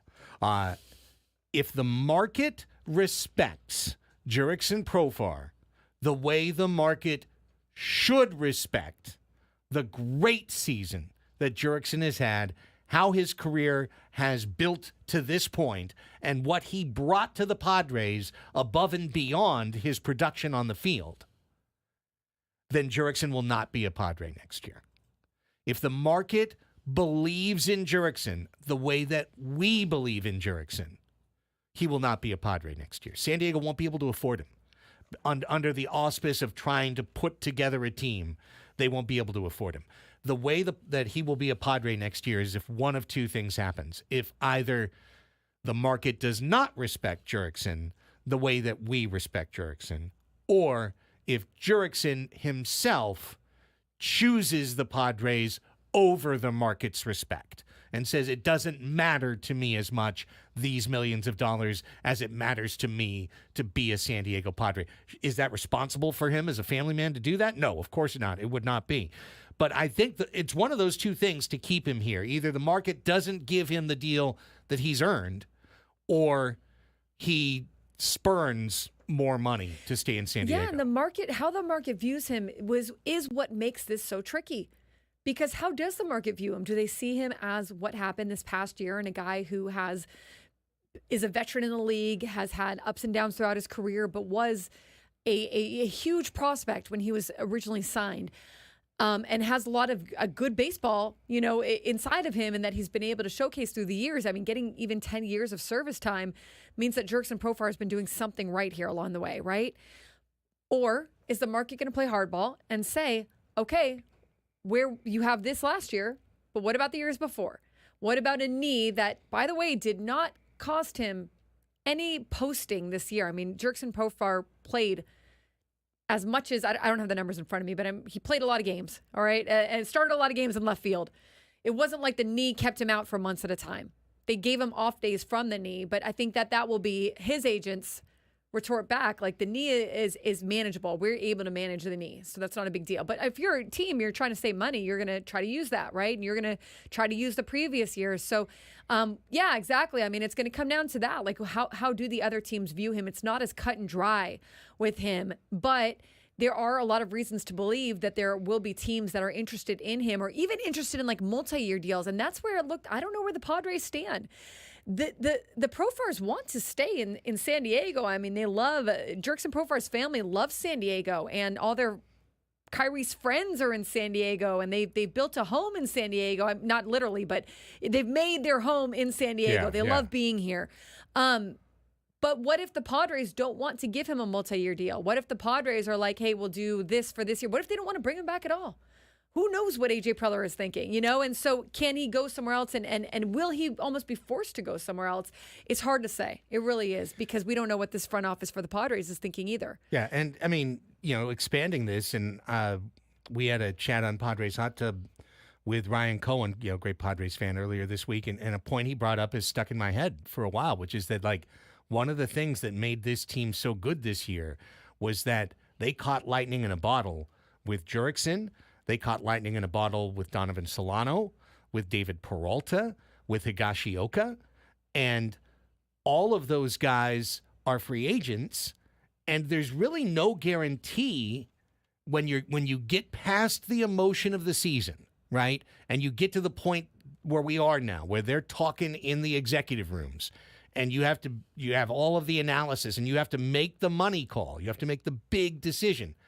There's no guarantee that if you just re-upped with those four guys that you're going to match the production that you got this year from them because they all outperformed to some extent. Solano kind of just had a Solano year, I would say. But Peralta was not that good with the Dodgers the year before that. He was not that good the year before that. He got back to a level.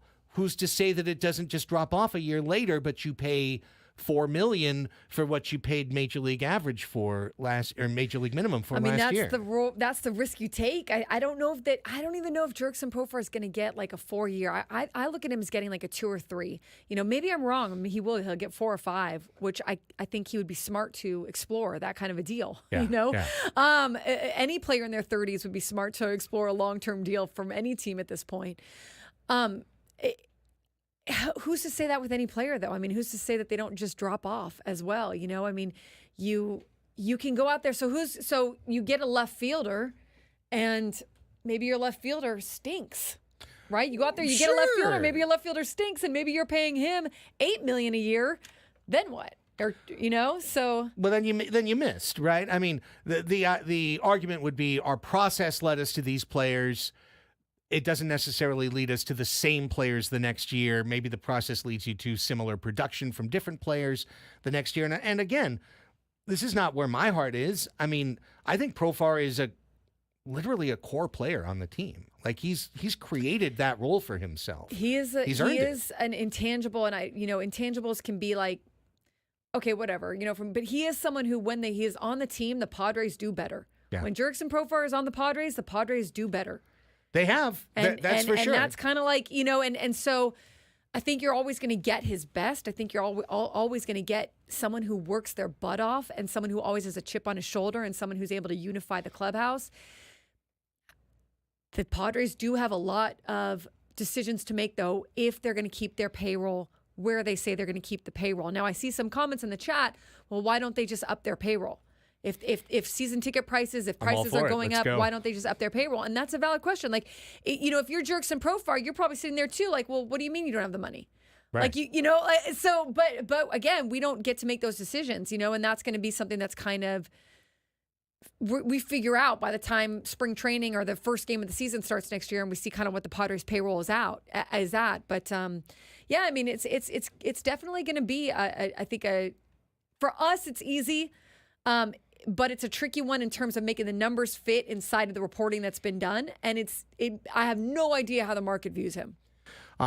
Briefly, the projection on Kim, a lot more realistic than the last one we saw, was a 1-year pillow deal. And this is very common in baseball now for an injured player. And it was 1 year, $10 million with potential, incentives somewhere in there. I have been resigned to Kim being on another roster really most of the season, honestly, since January. I have, because I thought they could trade him last offseason. If there was one way that Kim could stay a Padre, it would be this. It would be like quite literally this. A 1-year, $10 million deal. Because remember, the Padres owe Kim $2 million no matter what.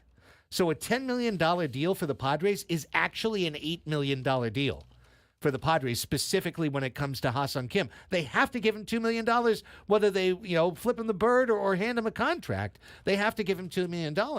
So a little bit of an increase over the 8 that would be mutually accepted upon, a chance for him to go back out on the market, right? Yeah. And knowing AJ, because AJ would probably give him one of those player options that is a reverse risk where if Kim's shoulder completely fell off and he wasn't able to play all year, he could re-opt in for a second year at $6 or $7 million.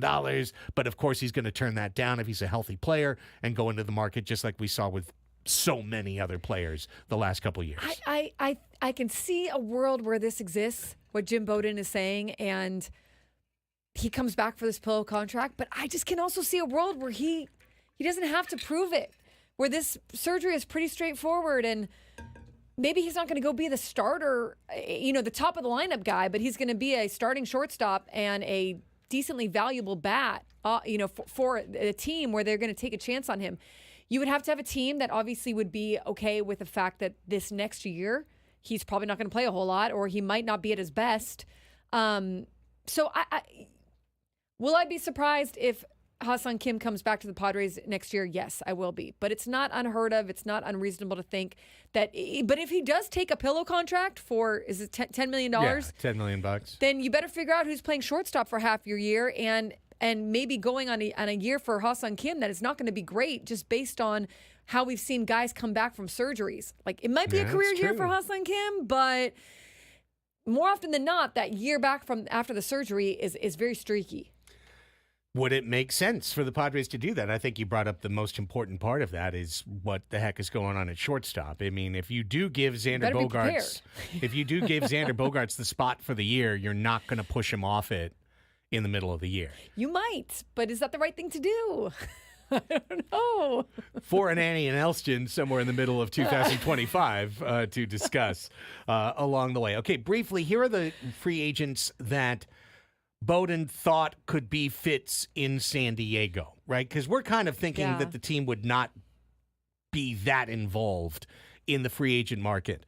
But I think this was actually a very reasonable list of 5 pitchers, of course, all pitchers, that the Padres could potentially be interested in. One is a guy that we know they have sniffed around in the past, which is Shane Bieber. Shane Bieber is coming off of Tommy John surgery and would not be available for the beginning of the year, next year. Yes. But that would drop his value, make him affordable. He is a previous Niebla, piece of pottery, someone that has been shaped by Niebla. So I'm certain that there would be, presuming that Ruben is still here, an affiliation there.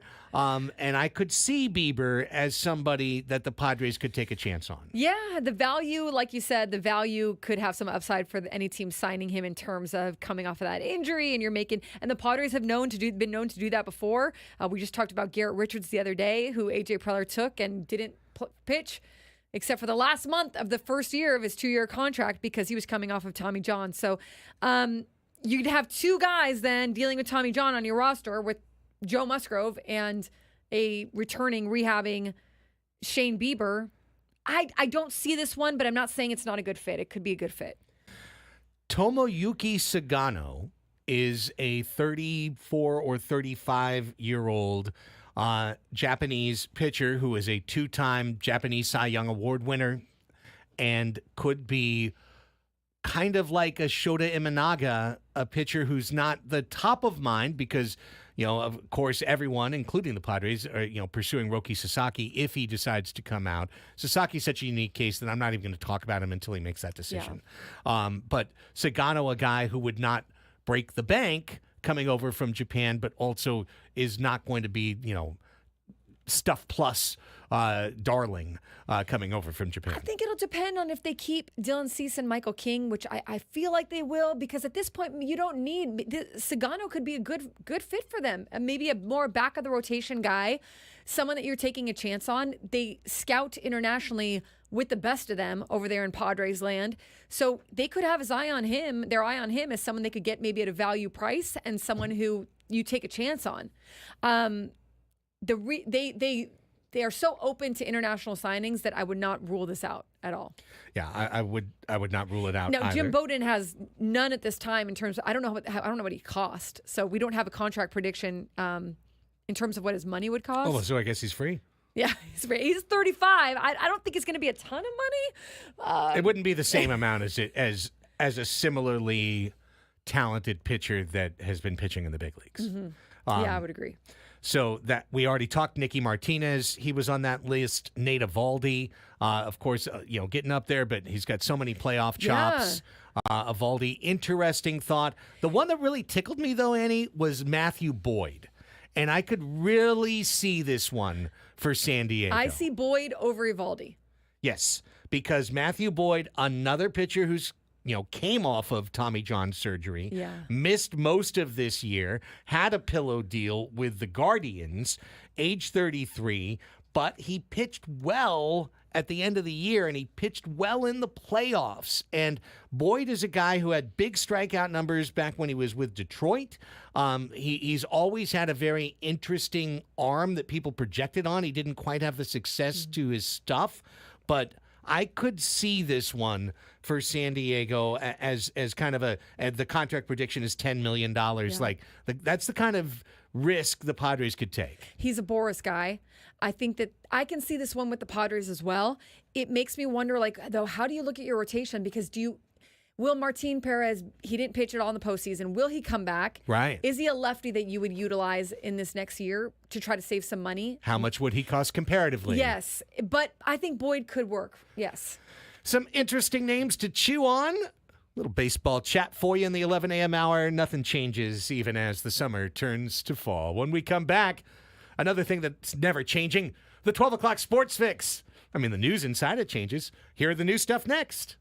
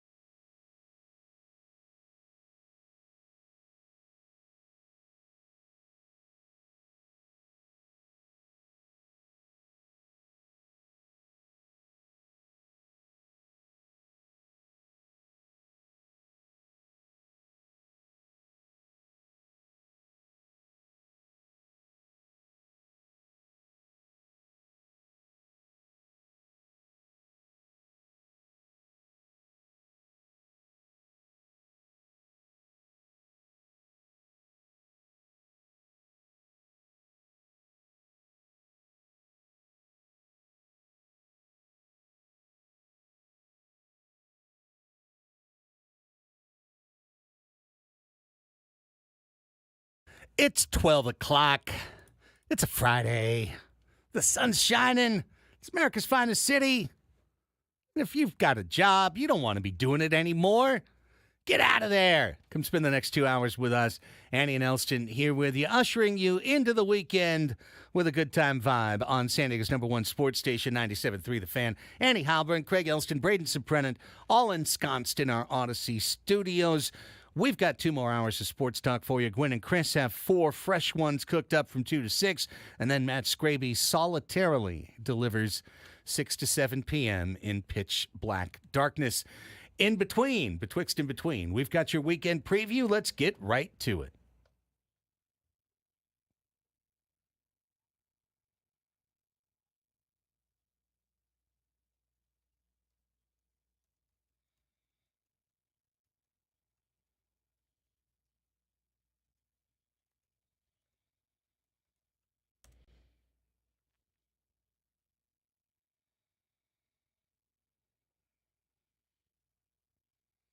Heard they got a baseball game tonight.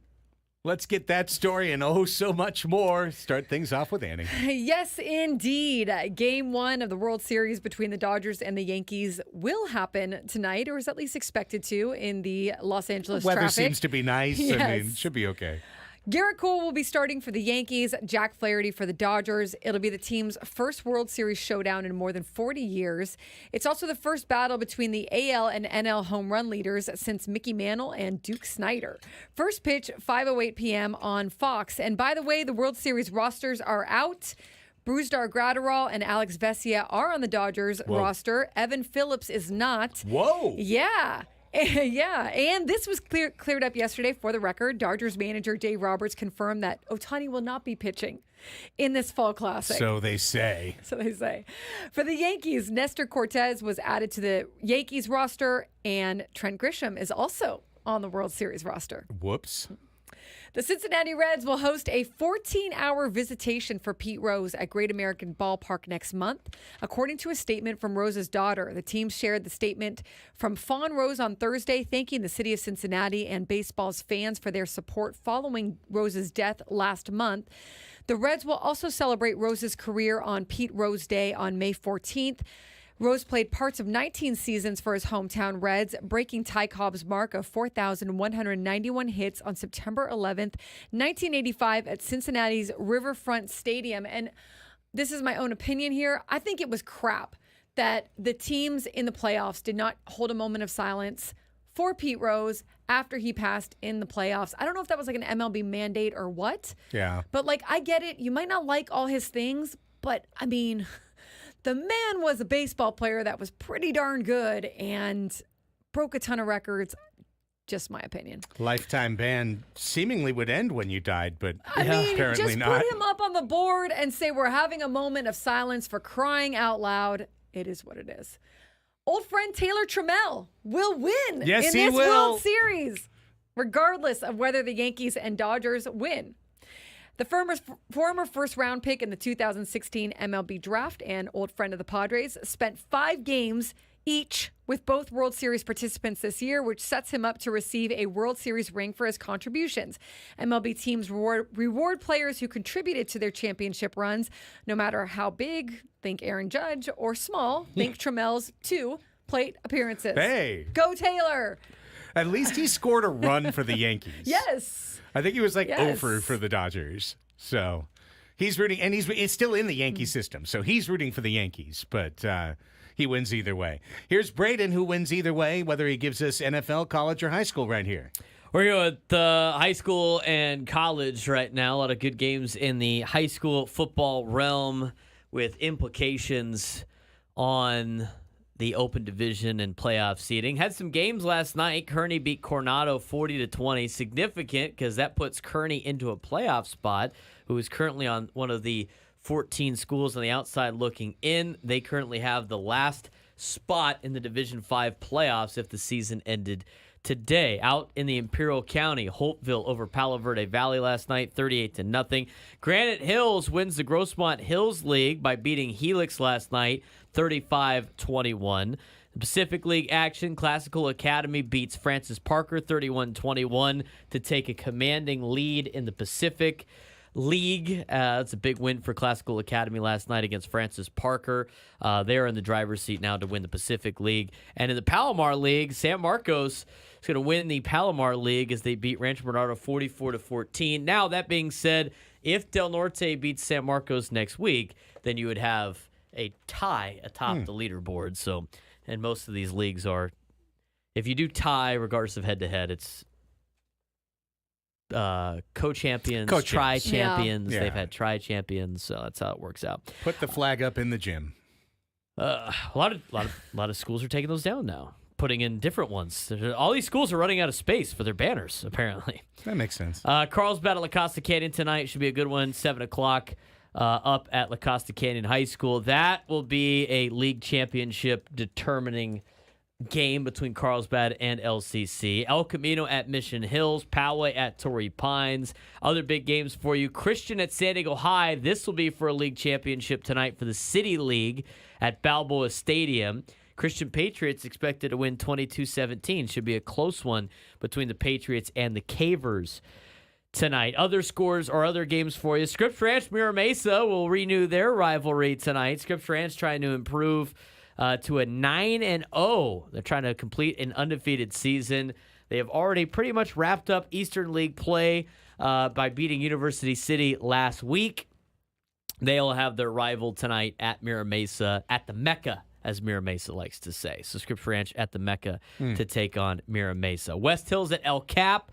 This is the Tony Berner Classic, or Tony Berner Legacy game between El Capitan and West Hills. It is memorial to El Cap's head coach's son who passed away, Ron Berner's son, Tony Berner, who passed away, who was a part of both of these programs. So it's a very big deal for both programs tonight, and it'll be for most likely a league championship out in Lakeside. So I know it's a tough day for the Berner family on this game, but hopefully it's a nice celebrated day for their son, and it should be a good matchup. It always is for West Hills and El Cap. So that's a fun one to look forward to out in the East County. Down in the South Bay, San Ysidro's at Castle Park, Sweetwater at Chula Vista, Otay Ranch at East Lake, Palomar League, Ramona's at Del Norte, Fallbrook is at Mount Carmel, and in the Western League, Madison will play at Cathedral, and Lincoln will be at Mesa College to take on St. Augustine. Non-league matchups, some pretty good ones. Point Loma's at La Jolla, Grossmont's at Mater Dei Catholic, and Santa Fe Christian takes on Escondido Charter. That's a look at some of the high school games around San Diego County. As for college games, last night, not a good night for Kyle McCord. Anybody watch Syracuse play Pitt last night? Missed on that one. Kyle McCord forgot what team he was playing on. I think he forgot what color jersey Syracuse was wearing. He threw 3 pick sixes yesterday. Kyle McCord finishes the day 35 for 64, 321 yards, 5 interceptions. 3 of them go to the house for the Pitt Panthers. Well, I threw for 300 yards. Pitt beats Syracuse 41-13. Kyle McCord, 5 interceptions. Wow. 3. Well, you know What what? a game. He threw 3 touchdown passes. Well, Just happened to go What a game to for the the guys other team. catching the the Pitt interceptions. Panthers. yeah, to the other team. Poor Kyle McCord. They Not got a to good jack day. up those numbers. That's a rough day at the yard on a Thursday night. Tonight, great game in the Mountain West. Boise State at UNLV. Yeah, that Should is a be good game. It's a pretty good game to take the lead in the Mountain West Conference standings. Boise State's 2-0 in the Mountain West. UNLV's 2-0. Boise State's ranked 17th in the country, 5-1. UNLV is 6-1. Their lone loss was to Syracuse, and that game ended with some controversy. This weekend, on the 97 through the Fan airwaves, Notre Dame versus Navy. At Navy should be it's going to be at MetLife Stadium in East Rutherford, New Jersey. Notre Dame's favored by 13.5, but Midshipmen, Notre Dame, both ranked opponents coming up this weekend. Other ranked matchups: Illinois is at Oregon. That game will kick off at 12:30 Pacific time. Missouri is at 15th ranked Alabama.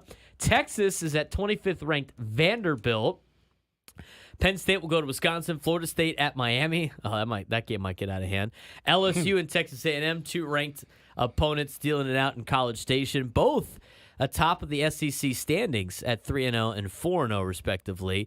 And then SMU will be at Duke. You also have the Sunflower Showdown at 5 o'clock Anybody know who's in the Sunflower no Showdown? idea. Kansas State? That is correct. Kansas wow, and look at Kansas you. State. Where's the little Sunflower State, Kansas. Yeah, Sunflower Showdown. How did you know that this is a sunflower state? Because I have family in Kansas. Oh, well, all right. This doesn't look like Kansas anymore. Kansas at It's Kansas nice. State. Manhattan, Kansas. Bill Snyder Family Stadium, 5 o'clock. Sunflower Showdown Do you will be think, are there back. sunflowers everywhere for that game? Yes. Yes. Everywhere. Absolutely. I mean, not everywhere, but where they put them. There's They'll a lot be of Don't there. forget, sunflowers. last All the week of the marketing, at season. least. Last week of the season, Right. Farmageddon. Farmageddon. Annie, can you name me the 2 schools that play in Farmageddon? I don't know why you would know, but take a wild guess. Farmageddon. Farmageddon, Utah. No. I'm going Iowa State. You got one of those teams correct. Iowa. Iowa State. Iowa State, Kansas State Oh, okay. is considered Farmageddon by their Colt fans. It's not recognized as Farmageddon, but the Colt saying is that it's Farmageddon. There's not people coming out of like the farm I mean, there might be. zombies like Children of the Corn might be in Yes, full that's what I effect for mean. that game, for That's what I'm sure. going But for there. yes, Thank you. Farmageddon will be at the end of the season for all you Farmageddon lovers out there. All right, I'm going to Here's skip my Greg. highlight just for the purpose of time. U.S. women's national team played a friendly against Iceland last night. Future of the team was on full display on the pitch. 19-year-old Alyssa Thompson, who plays for Angel City, scored her first national team goal. Jaden Shaw of the Wave gave the team the lead. Sophia Smith put one in late. 3-1, United States beats Iceland. Meanwhile, sticking in soccer for just the moment, and speaking of San Diego Wave FC, they announced a 2-year contract extension with defender Kristen McNabb, who's been with the team all 3 seasons. She will now stay through 2026. MLS Cup playoffs get serious this weekend. Tonight, Lionel Messi makes his American playoff debut when Inter Miami hosts Atlanta. Tomorrow, LA Galaxy hosts Colorado. Orlando hosts Charlotte. All those matches on Apple TV. Tonight's matches are free on Apple, so if you want to watch Messi play on Apple, it is free. Last night in the National Basketball Association, Oklahoma City dominated Denver.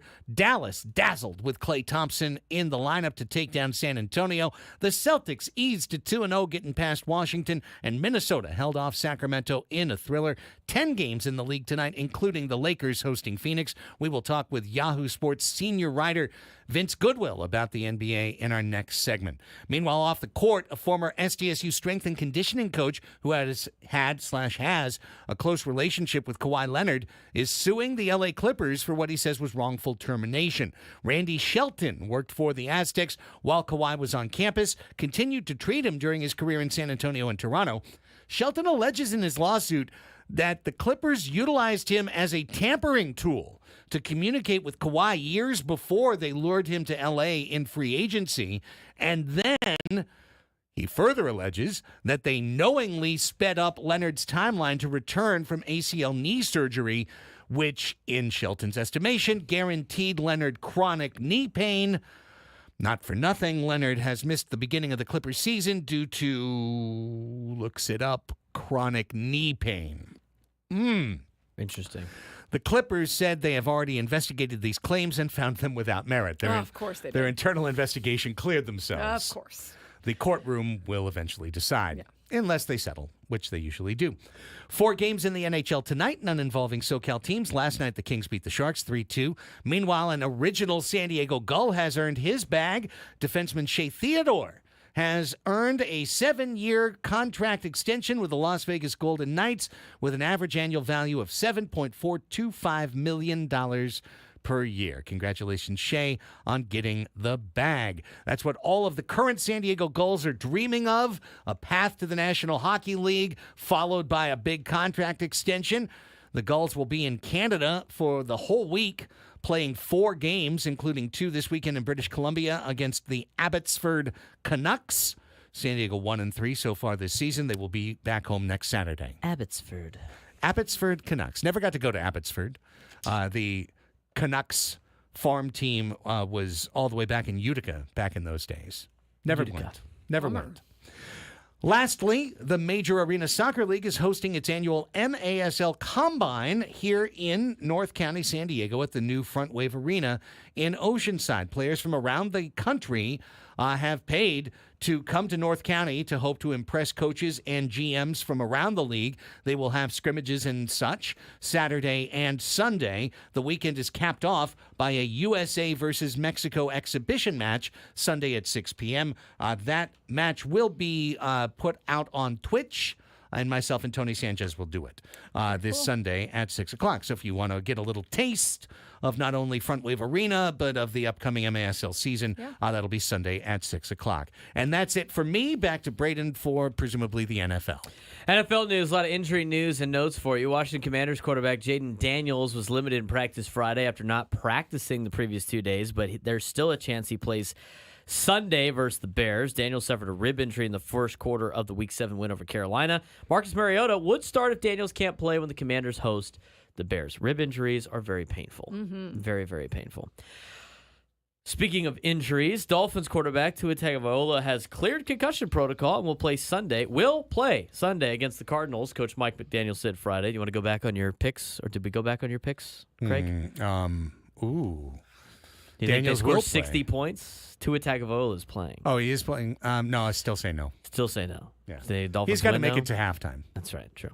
Tua has been in concussion protocol since September 12th after suffering his third concussion of his career. Since September 12th of 2020 or so. Yeah, exactly. Lost to the Bills. He was placed in injured reserve 5 days later and missed the team's next 4 games. He's scheduled to play against the Cardinals. New Orleans Saints wide receiver, Mission Hills and Eastlake product Chris Olave and tight end Taysom Hill are expected to play against the Chargers this weekend. Neither player had an injury designation on the Friday injury report, meaning they are good to make their return. Hill has missed 5 games this season with chest and rib injuries. Again, very painful.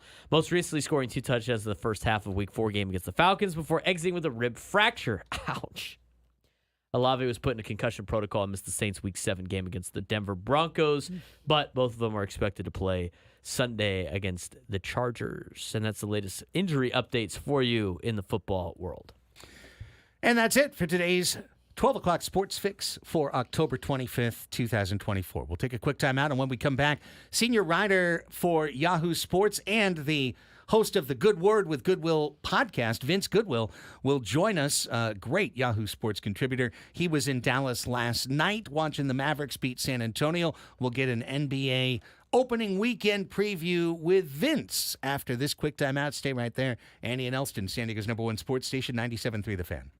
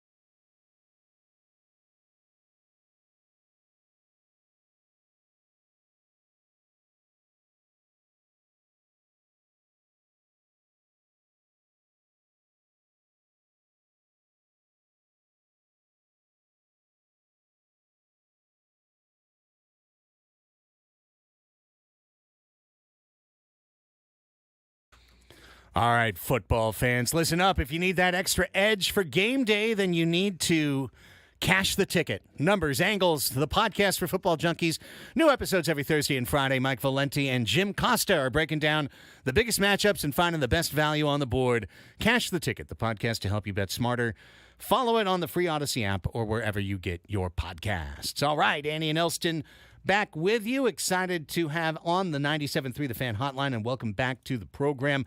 Senior NBA writer for Yahoo Sports, host of the Good Word podcast, which I am a regular listener to throughout the NBA season. Vince Goodwill making a return appearance here on Annie and Elsten, fresh off a night in Dallas watching the Mavericks bounce the Spurs. Vince, Craig, and Annie out here in San Diego, thanks so much for your time once again.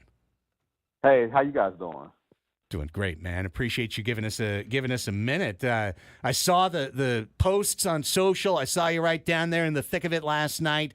Mavericks open up their Western Conference defense by taking down a team that everyone hopes to be emergent this year in San Antonio, and Klay Thompson shooting the lights out. What were your thoughts on what you watched?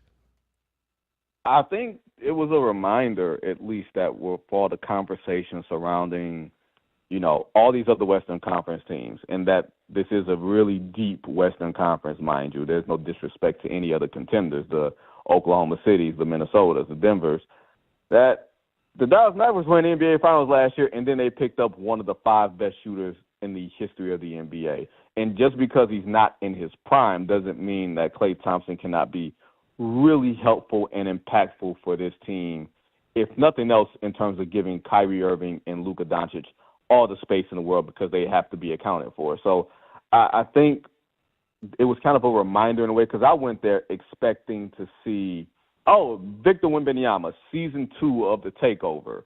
And what I came away with was, Dallas is not going to go away quietly here. Like, they have more layers of places that they can go, more things that they can do than just being a one-man band. And I think they're going to be really fascinating to watch this season. Vince, I think from checking out your recent stories, you've been able to see the Intuit Dome. I have a question about just what you think of it so far and what kind of experience it is playing inside of it. But then also a follow-up question about Kawhi Leonard. We saw the story today about his former trainer suing the Clippers. Obviously, he's out again with injuries that have been following him around. So two-part question, one about the Intuit Arena, but also about where this team stands with Kawhi Leonard and that whole situation. I mean, the Intuit Dome is one of those things where if you think you have money as an owner and you're like, oh, yeah, we can put a lot of money into this and we can give you these box suites and everything else, and then you go to see Steve Ballmer's playpen, you get humbled real quickly. And I don't have that type of money where Steve Ballmer can humble me, because I'm already humbled. You know what I mean? But I can't imagine being like one of the 10 richest men in like the United States or something like that, or one of the 5 richest men that's in the NBA, and then Steve Ballmer walks in the room and, pardon the pun, you don't have the biggest thing in that boardroom. You know what I mean? Like, that's what the Intuit Dome looked like. It looked like a flex of massive proportion, and I think it was long overdue from the standpoint of that team needing their own home. Yes. You know what I mean? Like there's too much money that Steve Ballmer has that he should not be playing in the Lakers building or playing just at LA Live in that sort of entertainment district. Like, this has been long overdue. So I think it helps the Clippers in their perception across the league that they're no longer the redheaded stepchild in their own building. Like, they have their own locker room. I don't know if they really had that at the Staples Center, or whatever they call it, crypto, whatever they call it now, like that sort of thing. The Kawhi Leonard thing, I just think is really fascinated by just as a whole, because didn't we always feel like there was some level of something going on with Kawhi Leonard that we didn't always understand? And because Kawhi Leonard does not talk, right, we can project a lot onto him. And that can be, more often than not, that's more bad than good, because it's not like we project things in a positive nature on someone. But I think when you talk about, I think it goes more so, guys, into like the recruiting nature of the NBA. It's not just like hiring your friend. It's hiring somebody that's close to you a year in advance to, court someone, and to see that for him to see that you are a suitable organization. Like, to me, that's as fascinating as the medical stuff, because the medical stuff, you can wind up, sort of getting lost into the muck of that. And some of that could just be a guy having a bad body, right? Like, we've seen Kawhi have injuries before he even got to the Clippers. Now, maybe it's been more pronounced per se, but we felt like that Kawhi Leonard was going to get as much as he could out of his body as his body would allow, well before we've gotten to this point. So I just think it's going to shed a light on a bunch of different things outside of the medical stuff.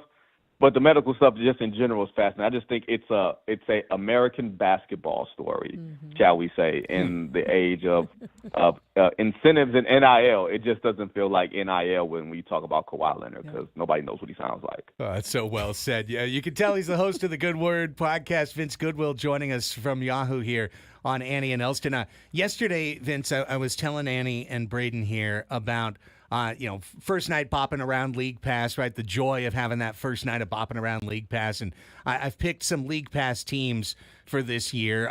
The Magic, the Memphis Grizzlies, Houston Rockets, teams that, in Orlando's case, could win a playoff series. Memphis and Houston, they're trying to get back into the conversation, but I feel like young teams that are exciting, that have ascendant storylines.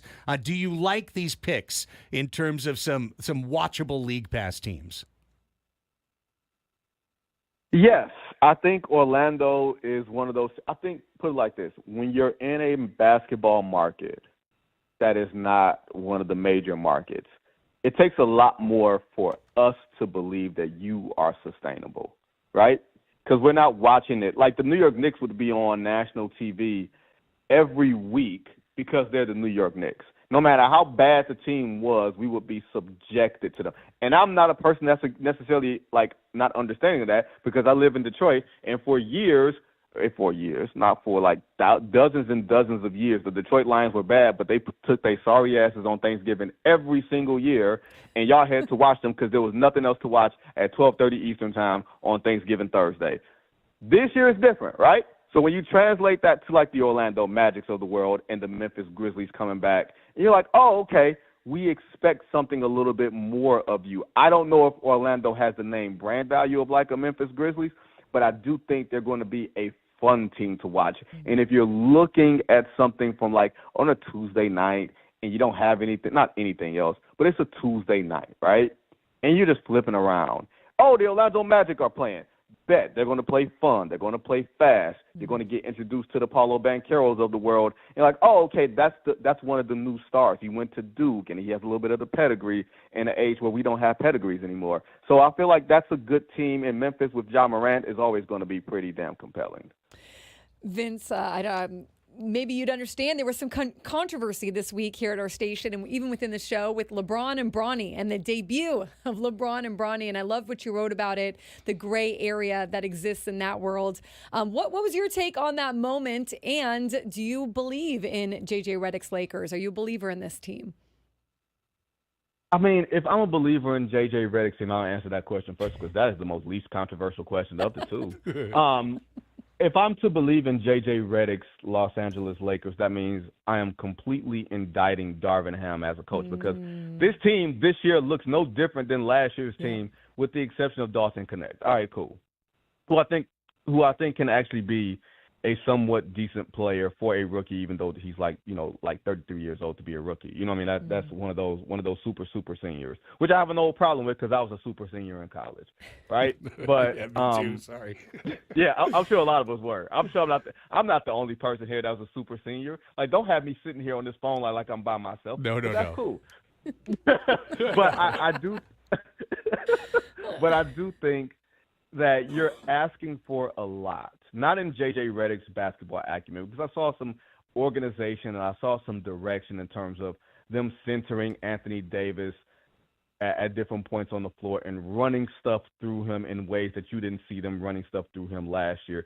The problem with that is, what does that do with LeBron James if you're not centering him? And maybe he's in a better position where, okay, Anthony Davis can be the center point and I don't have to dominate the ball on the floor all the time. I will caution that it's just one game. I will caution that was Rudy Gobert on the other side. And Anthony Davis was a mere subplot on Tuesday night, because, like you guys said, the Brown and Brownie show. I was not that offended by Brian and Bronny being on the floor together. Yeah.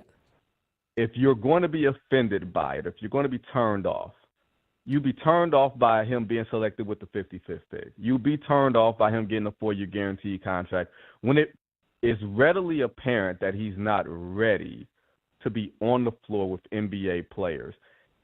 If the Lakers decide to play him and make this whole spectacle of it because they are the Lakers, A, that's what the Lakers do. B, is their prerogative, because if you're going to put yourself in the worst possible position to win games to sort of make a hallmark moment, be my guest. I didn't think it was as heartwarming as much as it was scripted, but I wasn't offended by it being scripted. Like, it's the NBA, it's theater, it's entertainment. It was a harmless 3 minutes, and it didn't cost them a game. So I'm not going to be too upset at it. I would just say that kid does not look ready to be a professional basketball player right now, and maybe he won't be. Vince, one more thing before we let you go, and we appreciate you catching up with us before you get back on a plane. The Boston Celtics are already out 2-0. They pretty much dominated last season. I remember going through the playoffs, there was this whole thought that it was like, yeah, well, but it's going to come to an end at some point. It never came to an end. The Celtics dominated. They're shooting threes at a ridiculous percentage that was supposed to potentially sink them. It didn't.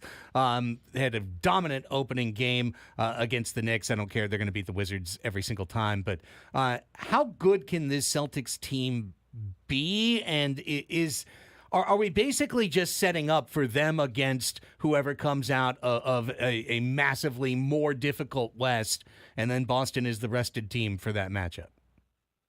Yeah, because I don't know if I believe in the New York Knicks in a 7-game series or the Philadelphia 76ers in a 7-game series to do more than just give them a customary 5-game series, because I just don't believe in those teams. Now, for the Celtics, it is, bombs away from three, hitting 29 threes. That's, by my math, that's 87 points. That's a lot. And you can say, you live by the three, die by the three, but a lot of those threes are just wide open. They're not doing contested threes or anything like that, and they found a way to make the math work to where they're just going to shoot and shoot and shoot, and you're not going to stop them doing that. So, yeah, I do believe that all the doubts that we had about the Celtics from before, we had a lot of them. I was one of those people that said, until they do it, I don't know if I'm going to believe in them. I've seen this movie so many times before. And guess what they did last year? They did it. I was there. I seen it. I witnessed it for myself. So what that means is once you've done it, that means I shut up. That means I no longer can doubt you as the team that you are, and I will give you the benefit of the doubt until another team steps up and either cracks your code or you beat yourself. And I don't know if any team in the Eastern Conference can force the Celtics into beating themselves this coming season. I don't see the star power. I don't see the coaching. I don't see the health. And I know it's just the first game of the season, but I don't see any of those things developing and happening come May. And in the Western Conference, yeah, it could be very well Oklahoma City, who looked really, really good. They look like men playing against boys in Denver, except Denver is a once-removed NBA champion. So, yeah, I would not be surprised if I was flying between Boston and Oklahoma City for the NBA Finals. And if that's the case, just pray for me. Vince, man, it is always such a pleasure to have you on the show. I'm used to having you in my eardrums, whether you're talking to Ice Young, whether you're talking to Bomani Jones. Love the Good Word podcast, Good Word with Goodwill. Check it out on Yahoo Sports, available as its own feed now, so you can go give it a 5-star rating, help boost all the juice, and look forward to talking to you down the road, man. Thank you once again for coming on the show. Thanks, Vince. I appreciate you, man. That cue card read really nicely, man. Really appreciate that there. Thank you. No worries. Take care and have a safe flight. Vince Goodwill right there. I could listen to that guy talk on any subject. Yeah. Because he's hilarious. He's and so he's good. got great insight, but covers the NBA really, really well. Check out his stuff on Yahoo Sports. Honestly, I was reading some of his past stories and thought he did a really good job breaking down some of the biggest storylines over this past week. Yeah, Vince Goodwill is terrific. His podcast is great. Kevin O'Connor also has a great podcast at Yahoo Sports for NBA. And I'll say it one last time. We're going to go to break. We got Mind the Gap up next. But if you're a fan who is NBA curious, all right? There's some folks who are like, I'm not going to support the NBA because reasons. And if you're that, cool, man, live your life. Do anything else. It's all good. I'm not going to be offended. But if you are NBA curious, I truly think that good NBA podcasts will make you such a better NBA fan because it's tough in sports talk radio. We just did a great NBA segment there, but we're not going to give you an hour. You know, we're not going to give you an hour of NBA talk. We're going to give you a If we segment. had a team in San Diego, we would. We would give you an hour of NBA talk. We'd have the NBA team deep dive hour for basketball club, San Diego Basketball Club. But yeah, so check it out. Check out Vince. Check out Kevin O'Connor. Check out the other great There's plenty of great NBA podcasts out there, but it'll make you a more eager fan that is more excited to consume the product. When we come back, time to try and give away a pair. Not try. We're going to do it. We're going to give away a pair of tickets to the sold-out Dia de los Deftones show at Petco Park on November 2nd, featuring Deftones idols, Paris, Texas, and more. We're going to play the game of multi-generational trivia known as Mind the Gap. So we need 2 people to call online at 833-288-0973, 833-288-0973. First person that comes through gets to play me head-to-head. Second person who gets put on hold gets to root for me, because if I win, the second person gets the tickets. But if the contestant wins, they get the tickets. Yep. So we play the game for boomers, millennials, Gen Zs, and Gen Xers. Mind the Gap next. Annie and Elsten on the Fan.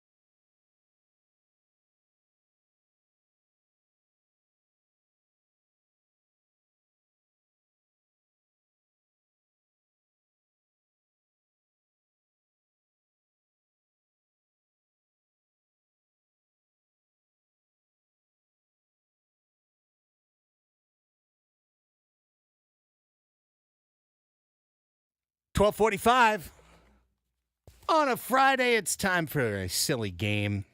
This is what we do. 12:45, we play a silly game. We give away something, have a little fun, break away from the world of sports for just a moment.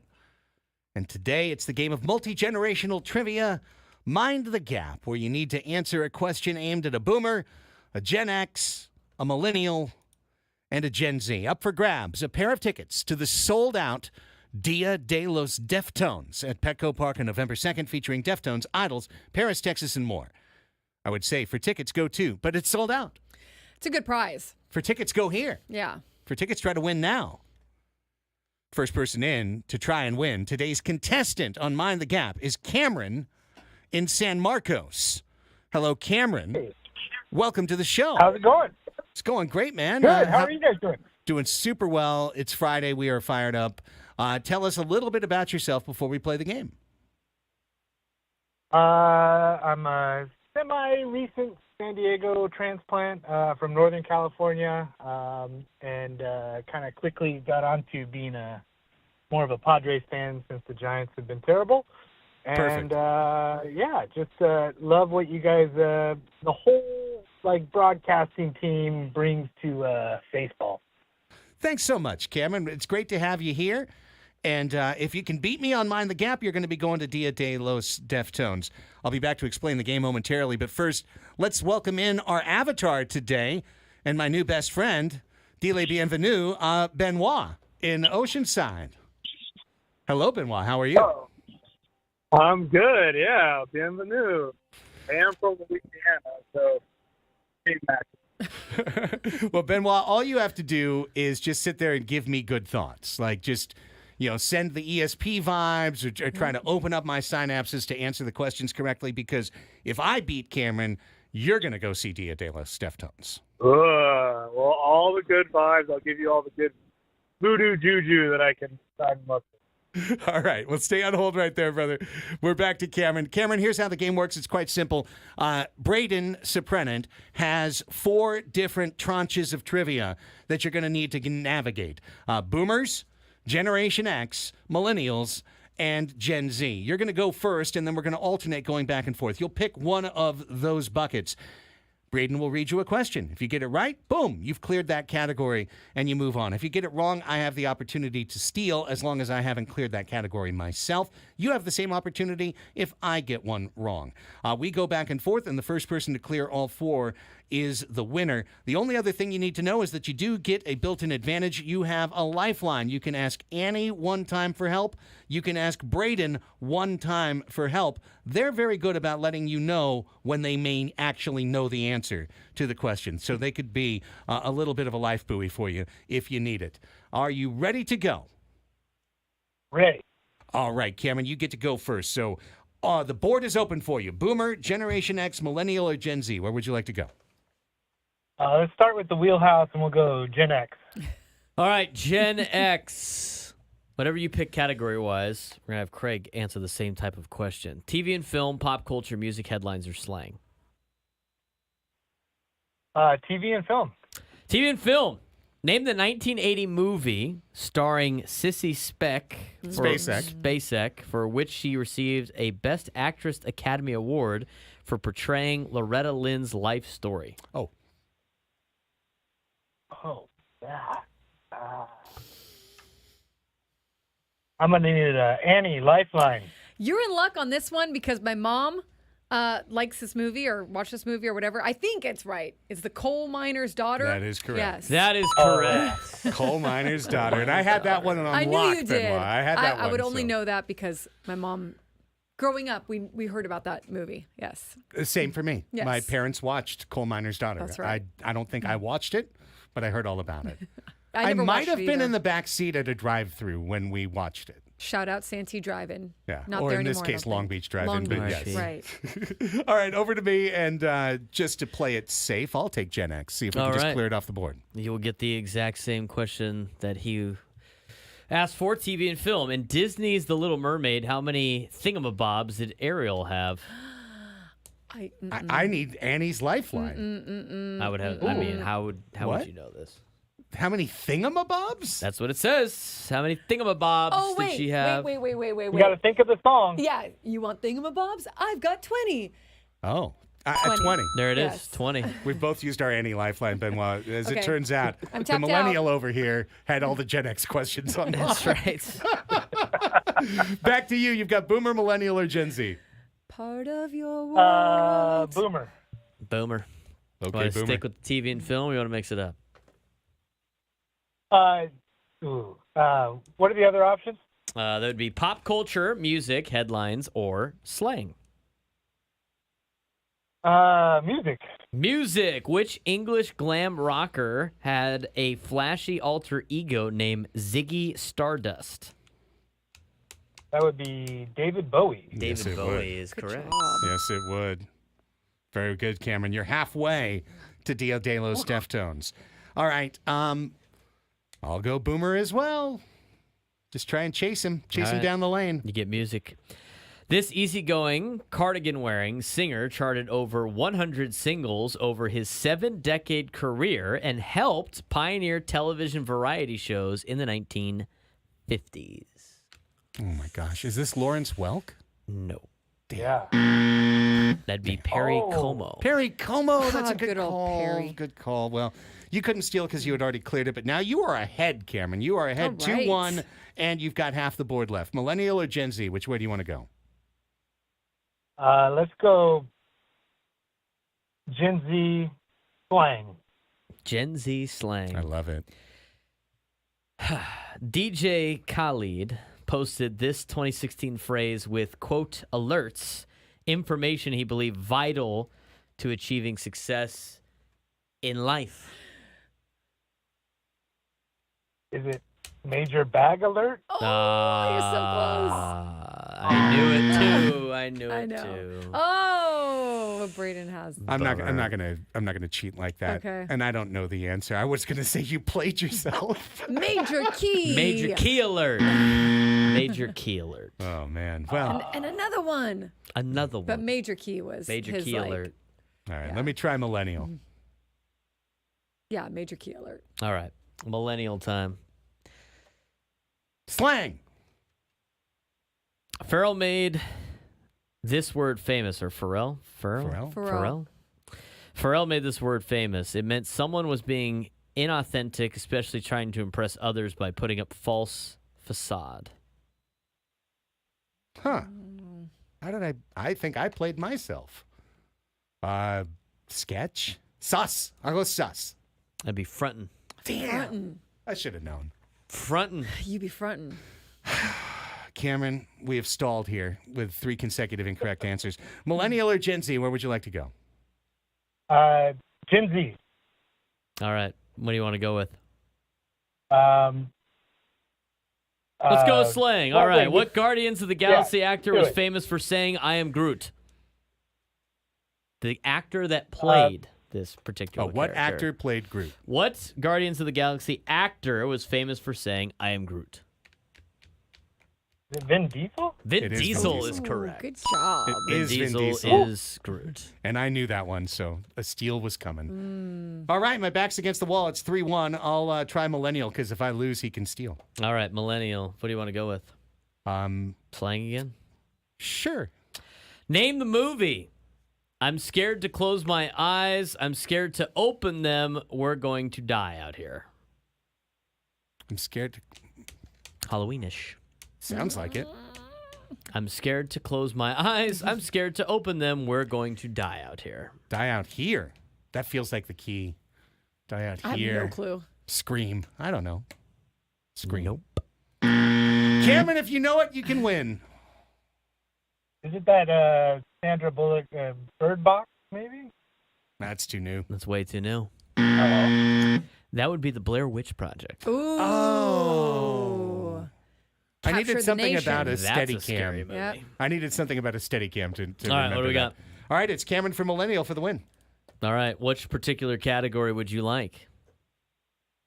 Let's go music. Music. Born Tim Mosley, this music producer's golden touch led to the massive hits for Rihanna, Justin Timberlake, Drake, and Missy Elliott. What was his stage name? What was Tim Mosley's stage name? Timberland. Timberland. That's it. That's it. Congratulations, Cameron.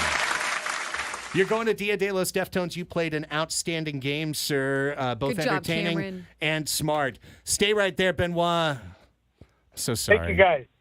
Je suis désolé, Benoit, Call back, Benoit.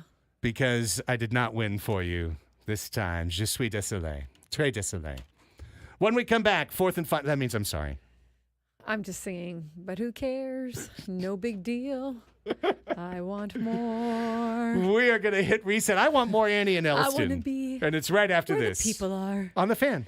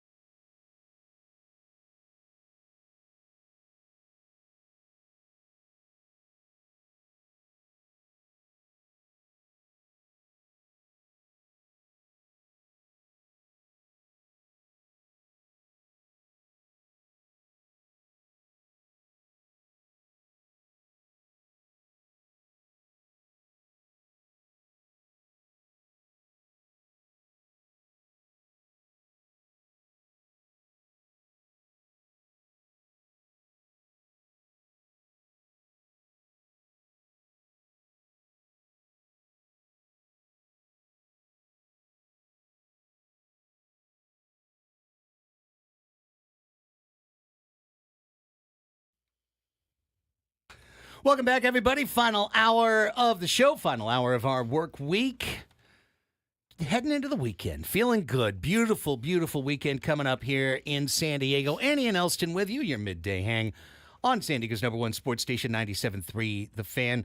The World Series now 4 hours and 7 minutes away, which means we're about 4 hours and 9 minutes from Aaron Judge being up, I would assume. Well, I hope we get those teasers. Right. I hope we get them not just for Shohei Ohtani. I hope we get them for some Yankees guys as well. Aaron Judge would be a good one. It should be Judge. Yes. They should have every time. I would like... Judge, 4 batters away. I would like when Ohtani's up for them to put that up. By the way, Judge coming up next inning. Oh, man. Little consistency, Fox. You know, it would be nice. Yeah. A little bit of consistency there. Let's talk a little World Series here. Kind of hit and reset on the topics that we have covered for you over the course of the first 3 hours of the show. We did begin at 10 o'clock by talking some World Series and getting into it just a little bit. Again, the Dodgers are the favorites. The World Series rosters are out, and if you're an LA fan, this is really huge news.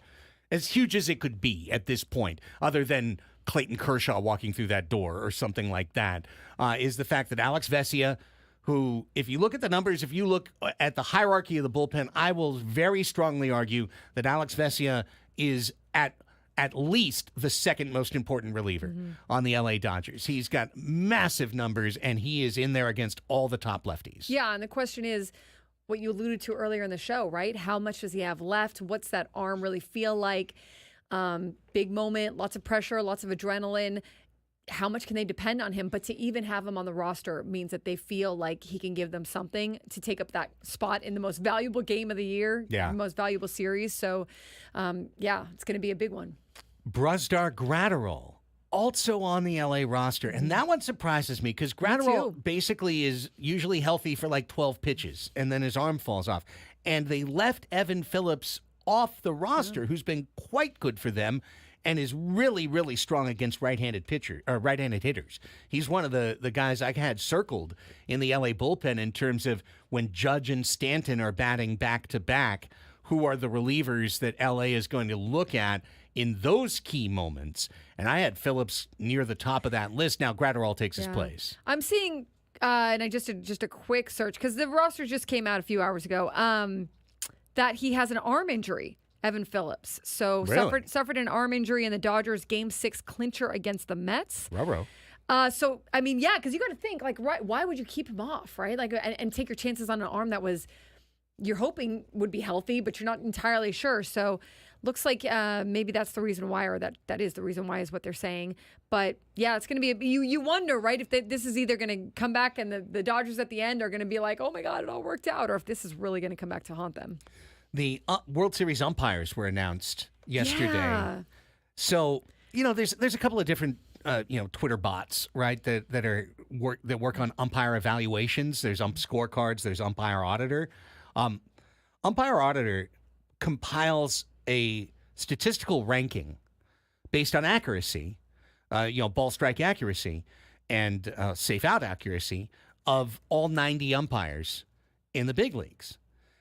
You might be surprised, or you might not be surprised if you're a baseball cynic, that one of the top 20 umpires in baseball will umpire the World Series. One of the top 20 umpires. Oh, well, they got number 1.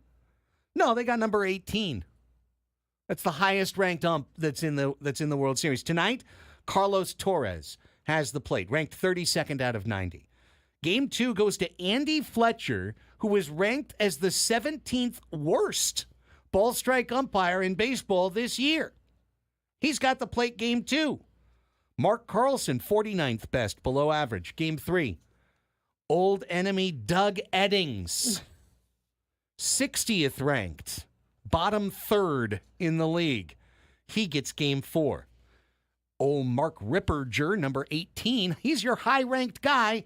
It's his first World Series ever. He gets game 5. 37th ranked Chad Fairchild would get game 6. And if we get to a game 7, it's 24th ranked Todd Titchener. You know how we used to say, I remember doing a show in September going, well, sometimes these umpires are playing out the string too. The bad guys who aren't going to make it to the big show.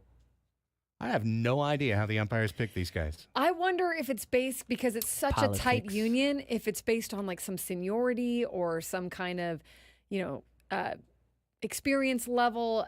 I know they will say, well, it's based also on performance throughout the season, but that union is one tight, very regimented thing. And it wouldn't surprise me to learn that there's like some pecking orders, seniority sort of thing where, you get passed over a certain amount of times, then you have to go or whatever, who knows. But it is surprising. I mean, you would want your top, like just your top performance-based umpires in that. But I mean, there's a lot that goes on with the MLB officiating that is based off of, as we saw, we've seen like with Angel Hernandez, it's based off of a union. It's based off of, having rights within that union. So, I mean, it would seem like a really good idea to have the numbers 1 through 7 ranked Yes. umpires there.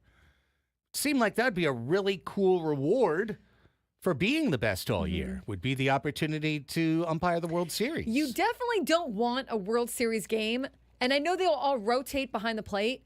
You don't want a World Series game to be decided on bad calls. Yeah. I mean, you don't even want it to be like because imagine the narrative. You set up all this marketing stuff we were talking about before, all these big, this should attract a ton of fans and whatever, and then it's blown off of bad calls. It's not a good look for baseball if it goes that direction. Here's a second bold prediction that I'm going to give you for the World Series, because this is based on pure logic. The Yankees are the lowest chasing team in baseball, and next up is the LA Dodgers. There will be a minimum of 4 ridiculous called strike threes in the 2024 World Series, because they're going to be taking close pitches with 2 strikes, and there will be at least 4 1.5 plus off the plate called for a strike 3. I see what you're saying with that. Yeah, I guess I'm looking for the umpires to be at the top of their game, be consistent, establish your zone, be consistent with that zone, and just don't do anything boneheaded, And I don't know if I don't know if we'll get that in this World Series, but certainly putting some umpires in the group that have been pretty inconsistent throughout the season is a curious decision. The other previous bold prediction I had was that this will be, by time, the longest World Series since the rule changes, and it will be, I think, in the top 3 for the longest World Series of the 21st century. I believe that. I buy that. It's a team. Both teams are going to, foul off a lot of pitches, good hitters, lots of walks probably, like you said. Lots of walks. And then lots of pitching changes when they can after those rules are passed by. So, yeah, I could see that. I think it's going to go 7. Do you think it's going to go 7? I don't know. Baseball is so you can't predict ball. Can't predict ball. I'm making these little tiny predictions. They might sweep. One team might sweep. Yeah, I'm picking Yankees in 4, right? Yeah. I mean, just for my mind. Yeah. But I honestly, I see ways in which I think LA has advantages. I think that they've got the better of the 2 bullpens, and I think that's what matters more than having the better set of starters in today's baseball, because Dave Roberts is not going to let his subpar starter go out there and just get hosed. Yeah. If his team is down 2-1, he's going to pull that guy at the first sign and go to this, stable of 9 arms that's down there. So I think both teams have a really good offense. I think LA is a little deeper. I think that one of those guys that I'm really looking at is Edman in this series. They added Miguel Rojas back to the roster too. But I that's can't interesting. imagine that affects. Why would you go away from Edman right now, right? Like you. Yeah. I mean, Mickey Rojas has been on their team a long time. For sure. He's somebody that they think of as a veteran leader. He so is. I don't know. That could be an interesting call. I mean, personally, I would be worried about rolling out a guy who's not 100% because he's going to tell you that he's good to go for the World Series. And but is he really? What if there's something that happens too, like we saw in the NLDS, where he wasn't 100% and some of the defense suffered because of that, right? Yeah, and so, yeah.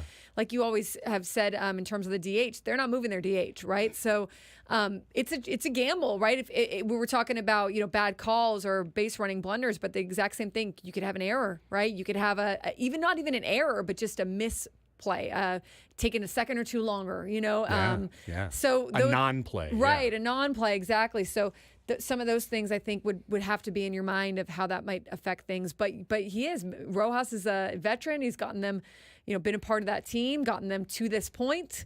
But Edman is the NLCS MVP, right? Yeah. Like, so decisions. Well, here's what I really want to see tonight. And the fact that Brusdar Graterol is on the Dodgers roster means I now have somebody I could nominate as most likely to do this. I don't know if you saw this, Annie. This was last night in the Dominican League. This can still be sound down because the announcer's, of course, speaking Spanish. But here is the first ever glove flip by a reliever.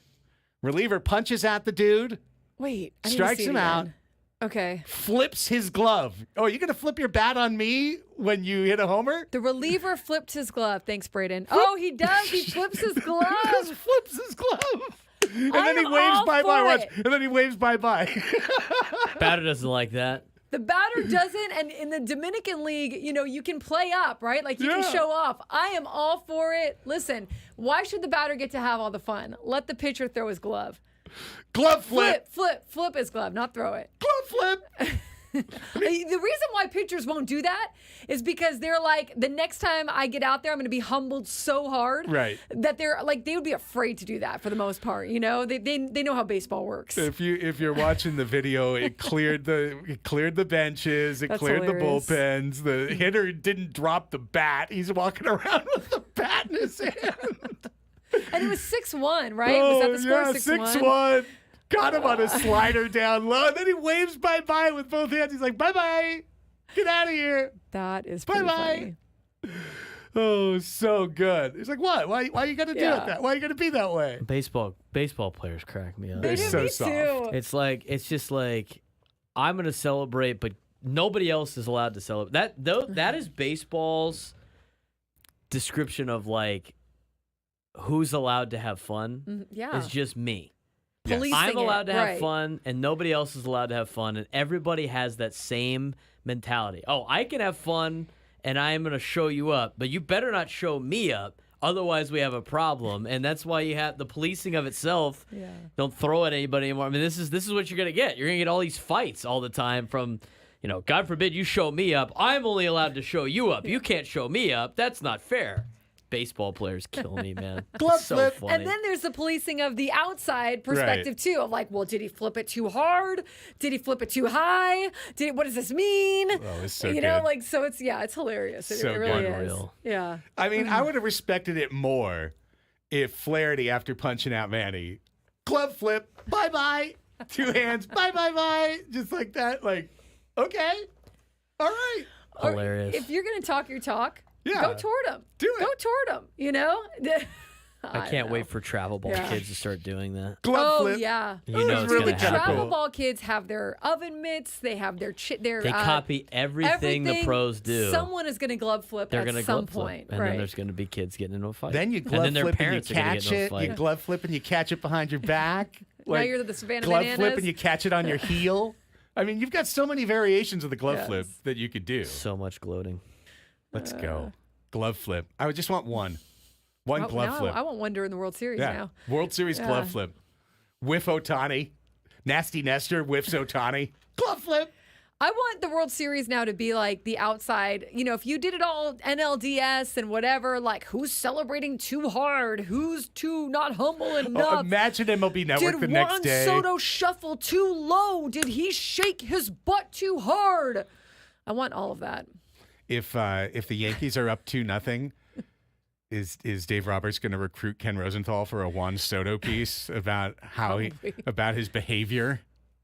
How he's a winking, Yeah. dancing peacock or God. oh man. With that, let's take a quick timeout. Still got plenty more fun in this 1 p.m. hour of Annie and Elsten, including Ask Us Anything toward the end of the show. But up next, we got to bring in our regular friend. It's Media Melanie Yes. joining us, Crossing Streams with Media Melanie. She's got a comedy, I believe I read in the chat, that she is looking to recommend. And I've got a Netflix movie that when I finished it, I didn't literally run to the Discord, but I, as quickly as I could, pulled up our hot tub Discord to get to the channel to go, everyone's got to go watch this movie. Is that going to be your recommendation? It will be. Okay. It will be. So you'll find that out next. Annie and Elsten on San Diego's #1 sports station, 97.3 The Fan.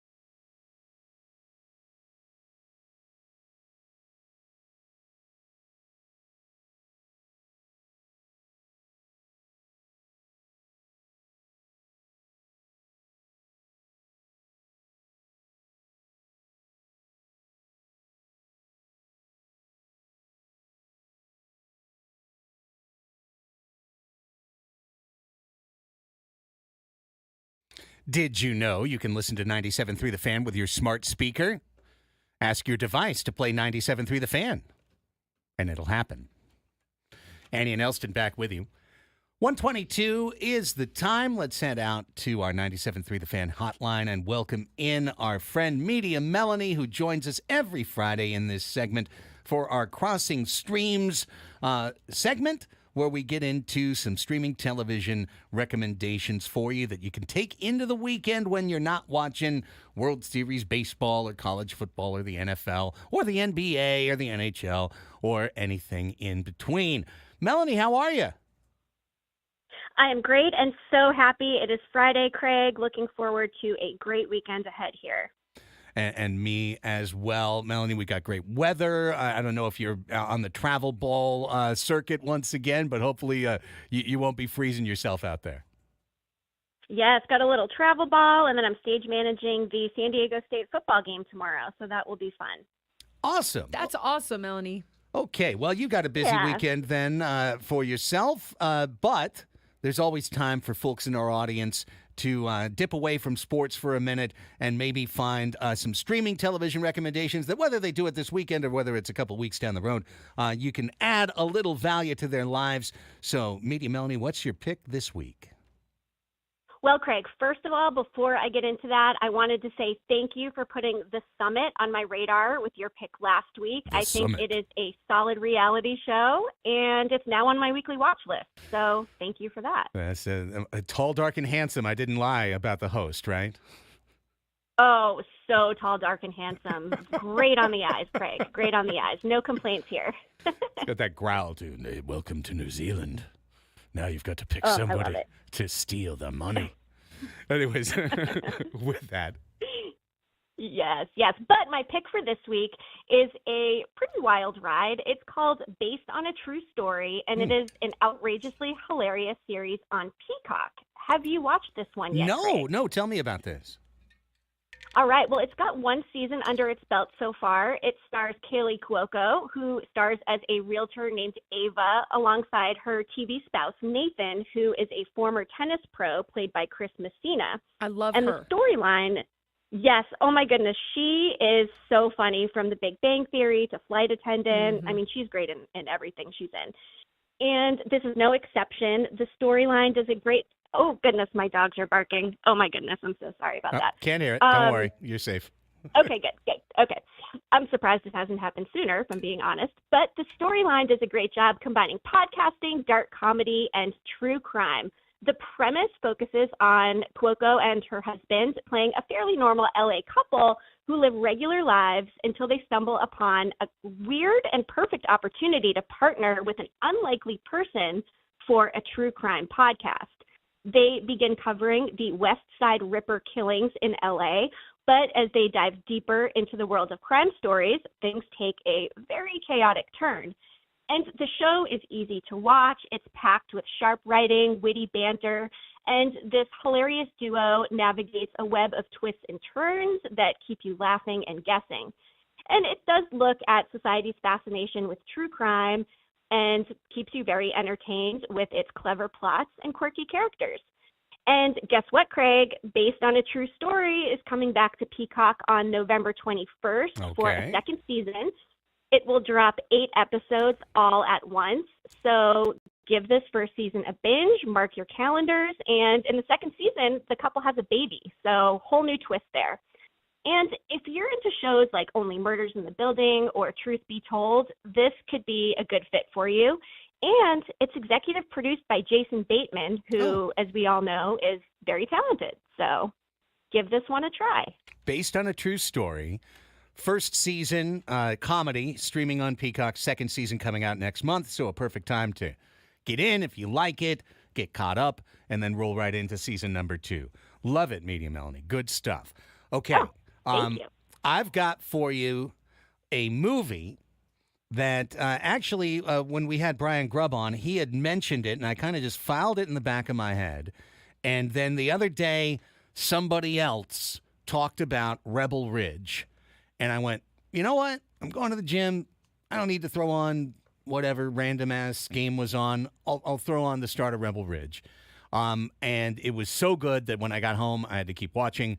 And then when it was done, I had to run to the Discord and say, everybody needs to watch Rebel Ridge streaming on Netflix. Now, I'm going to say to the whole listening audience on the radio and on YouTube, everyone needs to watch Rebel Ridge streaming on Netflix. This is a 2-hour, 10-minute, incredibly taut action film based on a real-life premise, something that really does happen in our country all the time, that's insidious and that is extremely underreported, but it is also filled with charismatic performances. And Melanie, I seem to remember earlier in the year you recommended Reacher, didn't you, on Amazon? I did.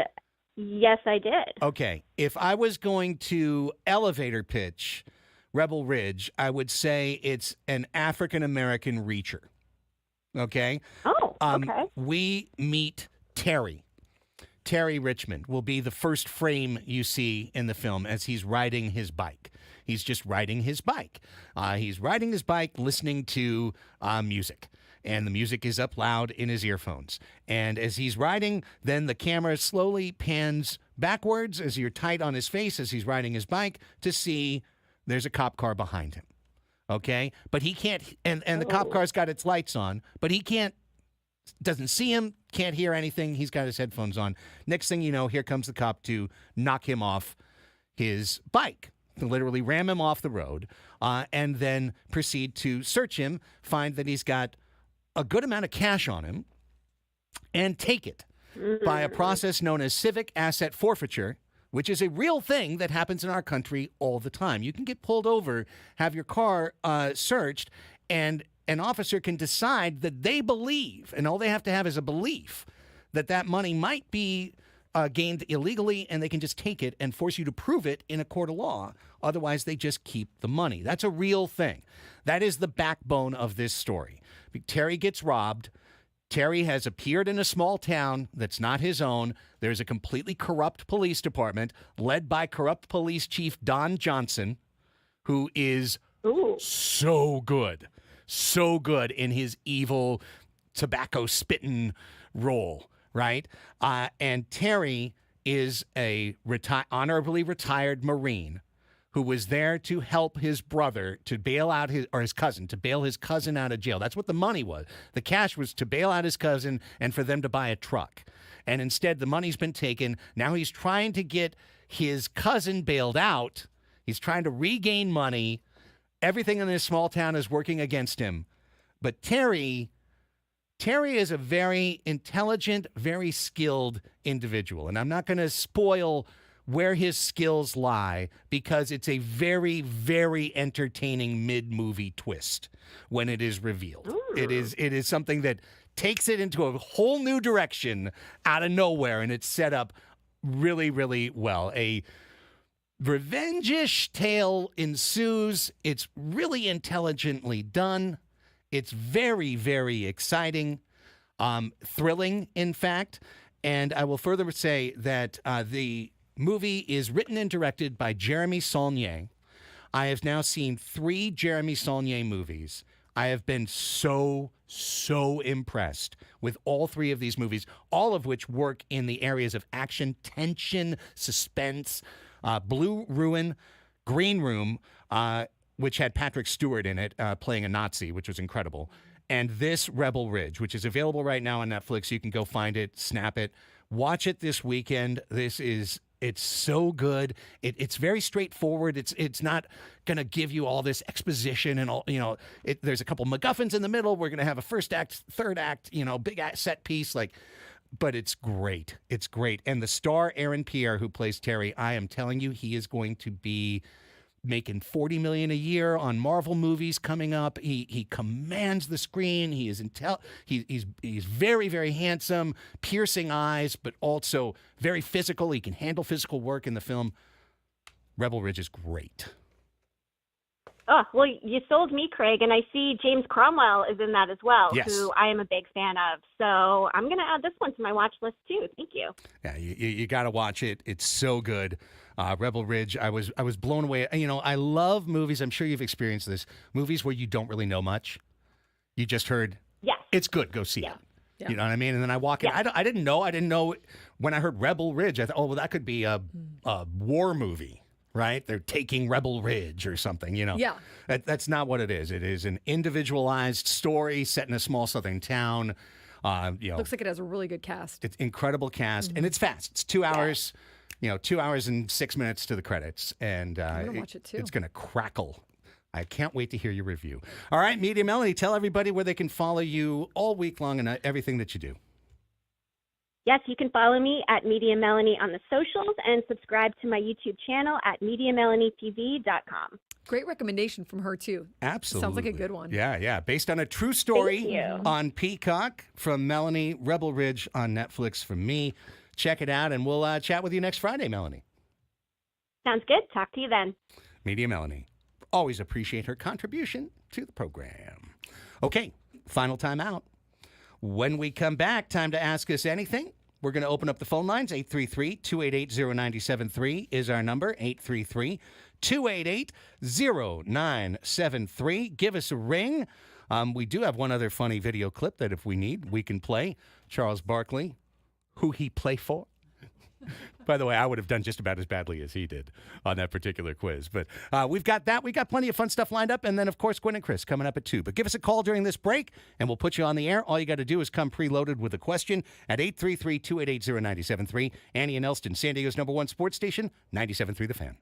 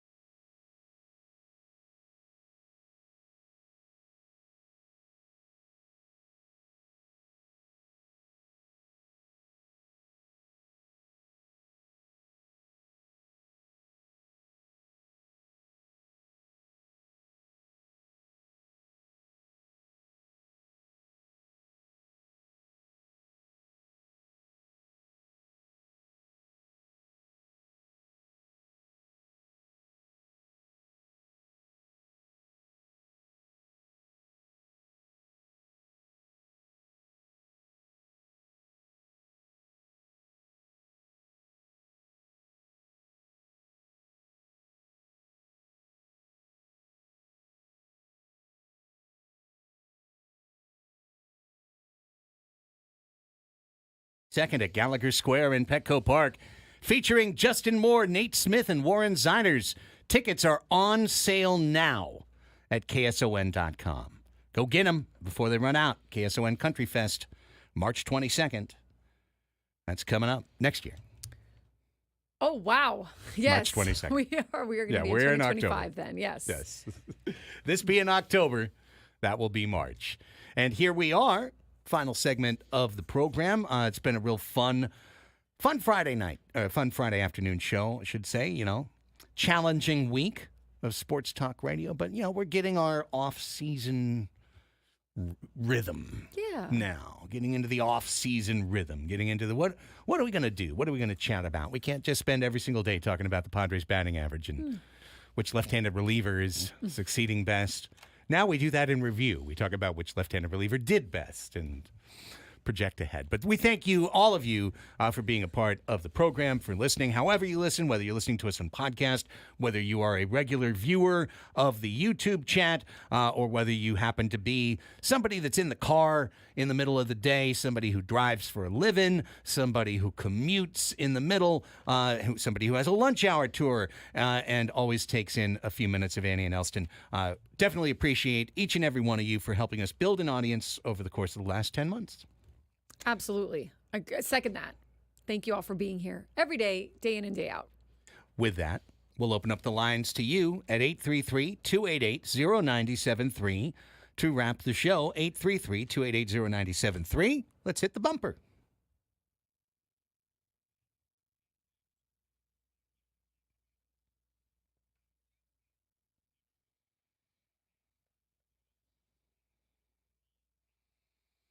Here we go. Lines are open for you. You've got 10 minutes. 10 minutes to call the show.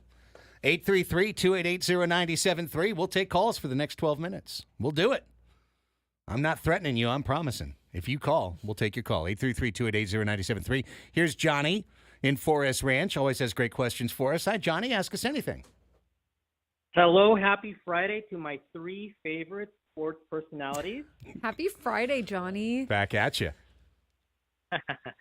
Okay, so my question today is for the triumvirate, which is you guys.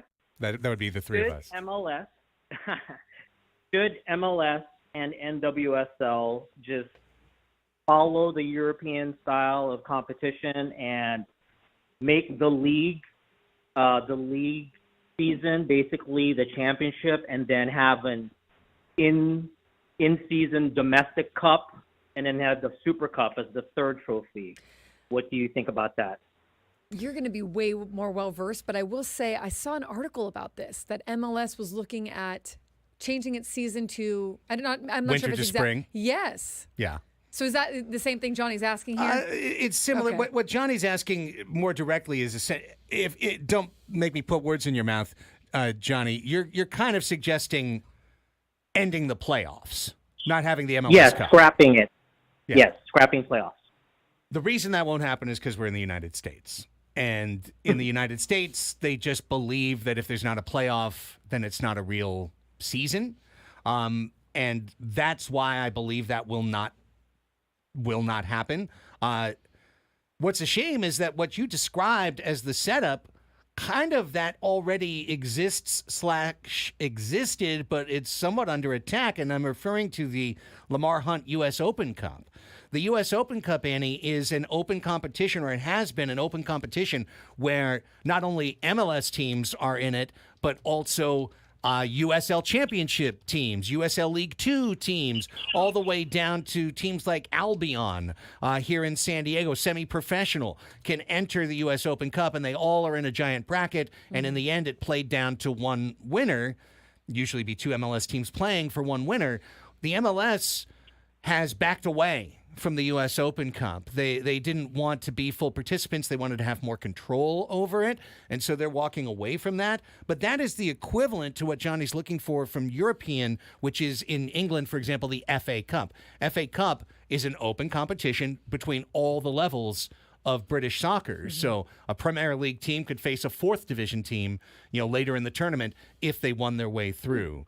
And then, of course, there's the CONCACAF Champions Cup, which is an opportunity for clubs like San Diego FC going forward to play internationally if they finish at the top. So I feel like most of that framework is there, Johnny, but American leagues are never going to cancel playoffs. They're just not. There's money in it, and the money's going to run it.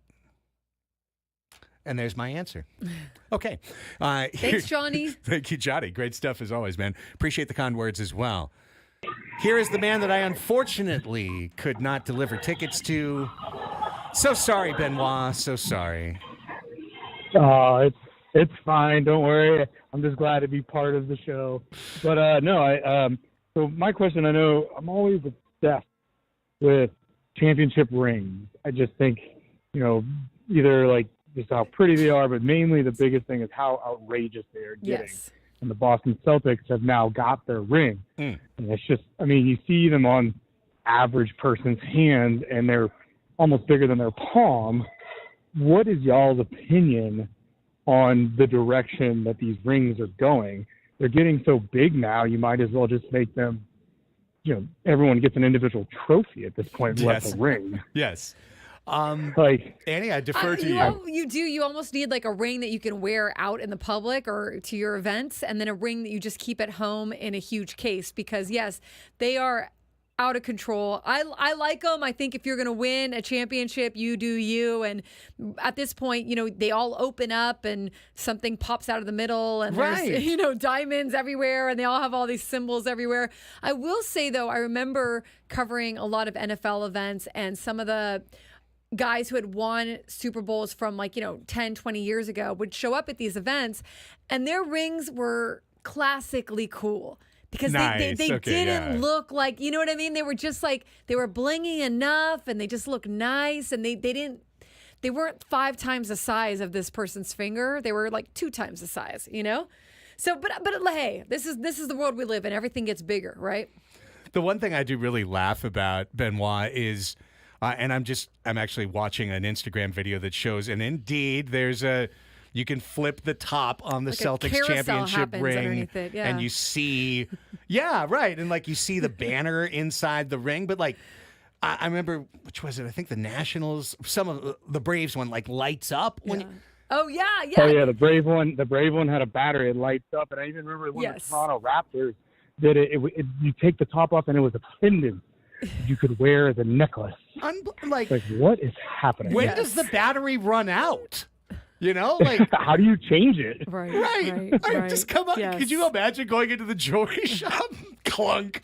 I need a new battery for my light up inside of my ring. The Rams one would open up and show that the stadium or whatever. It's a lot, man.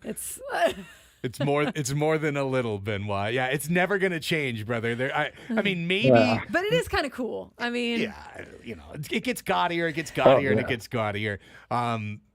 And yet, if you get one, you want it to be the most blinged out possible, right? How about the? Oh yeah, no, 100%. Of course, you want it to be the best. I don't know how you wear them, but they are man. Appreciate very blingy. Yes. Good stuff, Benoit. Appreciate you. Talk to you next weekend. Or next week. Probably not the weekend. You probably won't call me. 833-288-0973. Maybe he will. Last 4 or 5 minutes of the show. A little bit off kilter. 833-288-0973. You still have time to call the program. You still have 3 minutes. Here's Dexter in Spring Valley. Hi, Dexter. Thanks for calling. Ask us anything.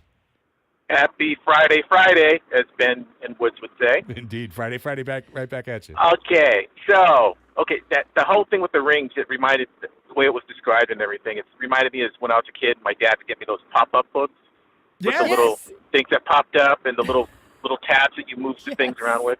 So here's my question, and it's sports related. I am really into motorsports. Okay. And so, as such, here's what I want to pose to you guys. If you had the opportunity, which would you rather do? NASCAR ride along, like in an actual NASCAR car, or the Honda IndyCar ride along, the one that Mario Andretti's driving and you're riding in the back, or would you rather do a flight with either the Blue Angels or the Thunderbirds? Holy cow. What a great question. That's an amazing question. I would do a flight as number 1, and I would do a NASCAR as number 2. My Indy would be 3 for me on the rankings list. Okay. I have been one time in my life in a high G plane look at you. situation. Okay. It was very cool. And You don't need to do it again. I don't really need to do it again. It's exactly right. It's exactly right. I did the very normal, which they told me is a very, very normal thing of getting out of the plane afterwards, feeling perfectly good. Yeah. Cool. About 10 steps, got to barf. I can imagine. Just because you get your vestibular gets so messed up. For me, number 1, Dexter, is going to be the IndyCar. Oh. IndyCar ride along. My dad was so big into motorsports, still is big into motorsports. And he's watching the F1 races, on a Sunday that he taped overnight. But he was always working at the Long Beach Grand Prix back when it was IndyCar. And so, those sounds are ingrained into my mind from my childhood. So that's going to be my pick. Great question. Good stuff, man. Appreciate you. Have a great Happy weekend. Friday. You too. Happy Friday. All right, we're going to wrap things up with Martin in Santee. Martin, you heard what I said, and you called in. I appreciate you, man. Ask us anything. Well, this one's for Annie. Annie, with your extensive knowledge of Little Mermaid, I'm just wondering what your very favorite Disney movie is. Oh, what a great question. There's so many I love, but The Lion King is my very, very absolute favorite. But there are so many that I love. Yeah, Little Mermaid. Now I don't even know which ones are like Disney, because it's like Coco and all those. Are those still Disney? And yeah, isn't it? Yeah, I don't know. Yeah, Coco was a Disney movie. Yeah, there's just a ton of them. But like my all-time number 1 favorite classic is The Lion King. Great question. That is a good question, Martin. Okay. Anyway, it was impressive that you knew how many thingamabobs that she had. I could probably sing that entire song. I won't, but I could probably sing the entire song. Yeah, she did sing a little bit. Yeah, anyway, she did. Have a great weekend. Thank you for all that you do for San Diego sports. Thank you. Thank you for calling in. We appreciate you listening to the show. Great questions today, everyone. Yeah, good stuff, Martin. Thank you. Thanks, Martin. Thank you very much. I never actually thought, through a ranking of Disney. He didn't ask me, so I shouldn't. Well, what is your favorite? I can ask you. And Braden, what are your favorite? Oh, there's Aladdin. There's Moana. Cars is probably my favorite. Cars. World. You go down memory lane on a lot of those. Inside Out was really good. There's ones I'm not even remembering. I heard. I haven't seen Inside Out 2. It's pretty good. Or Inside Out. But I haven't seen Inside Out 2 yeah. yet. Inside Out was really, really good. It as I just sat here and first thought of it, and rolled the balls in the tumbler once. Yeah. Inside Out popped up for me. Like that could be my favorite one, just because it was really, really well done, and funny, and also insightful on how you grow up and emotions and everything else. So that's a good call. More classically, trying to think back. There's Jungle Book, Beauty and the Beast. There's a lot of good ones. There's a lot of good ones. Yeah, but I think Lion King. I think that's a good call.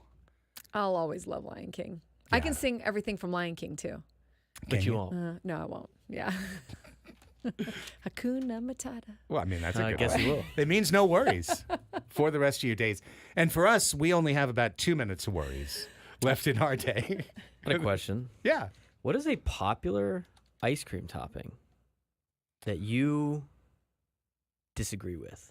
Like it shouldn't be on ice cream. I got one. Like it's like a lot of people love the topping, but you're like, no, you should never put this on ice cream. Gummy. Yes. Because they're hard. Gummy bears. How we are in a terrible chord. one. Even hard like M&Ms and all that stuff. Like anything that gets hard when it turns cold, I don't understand Not it. It's like a good option.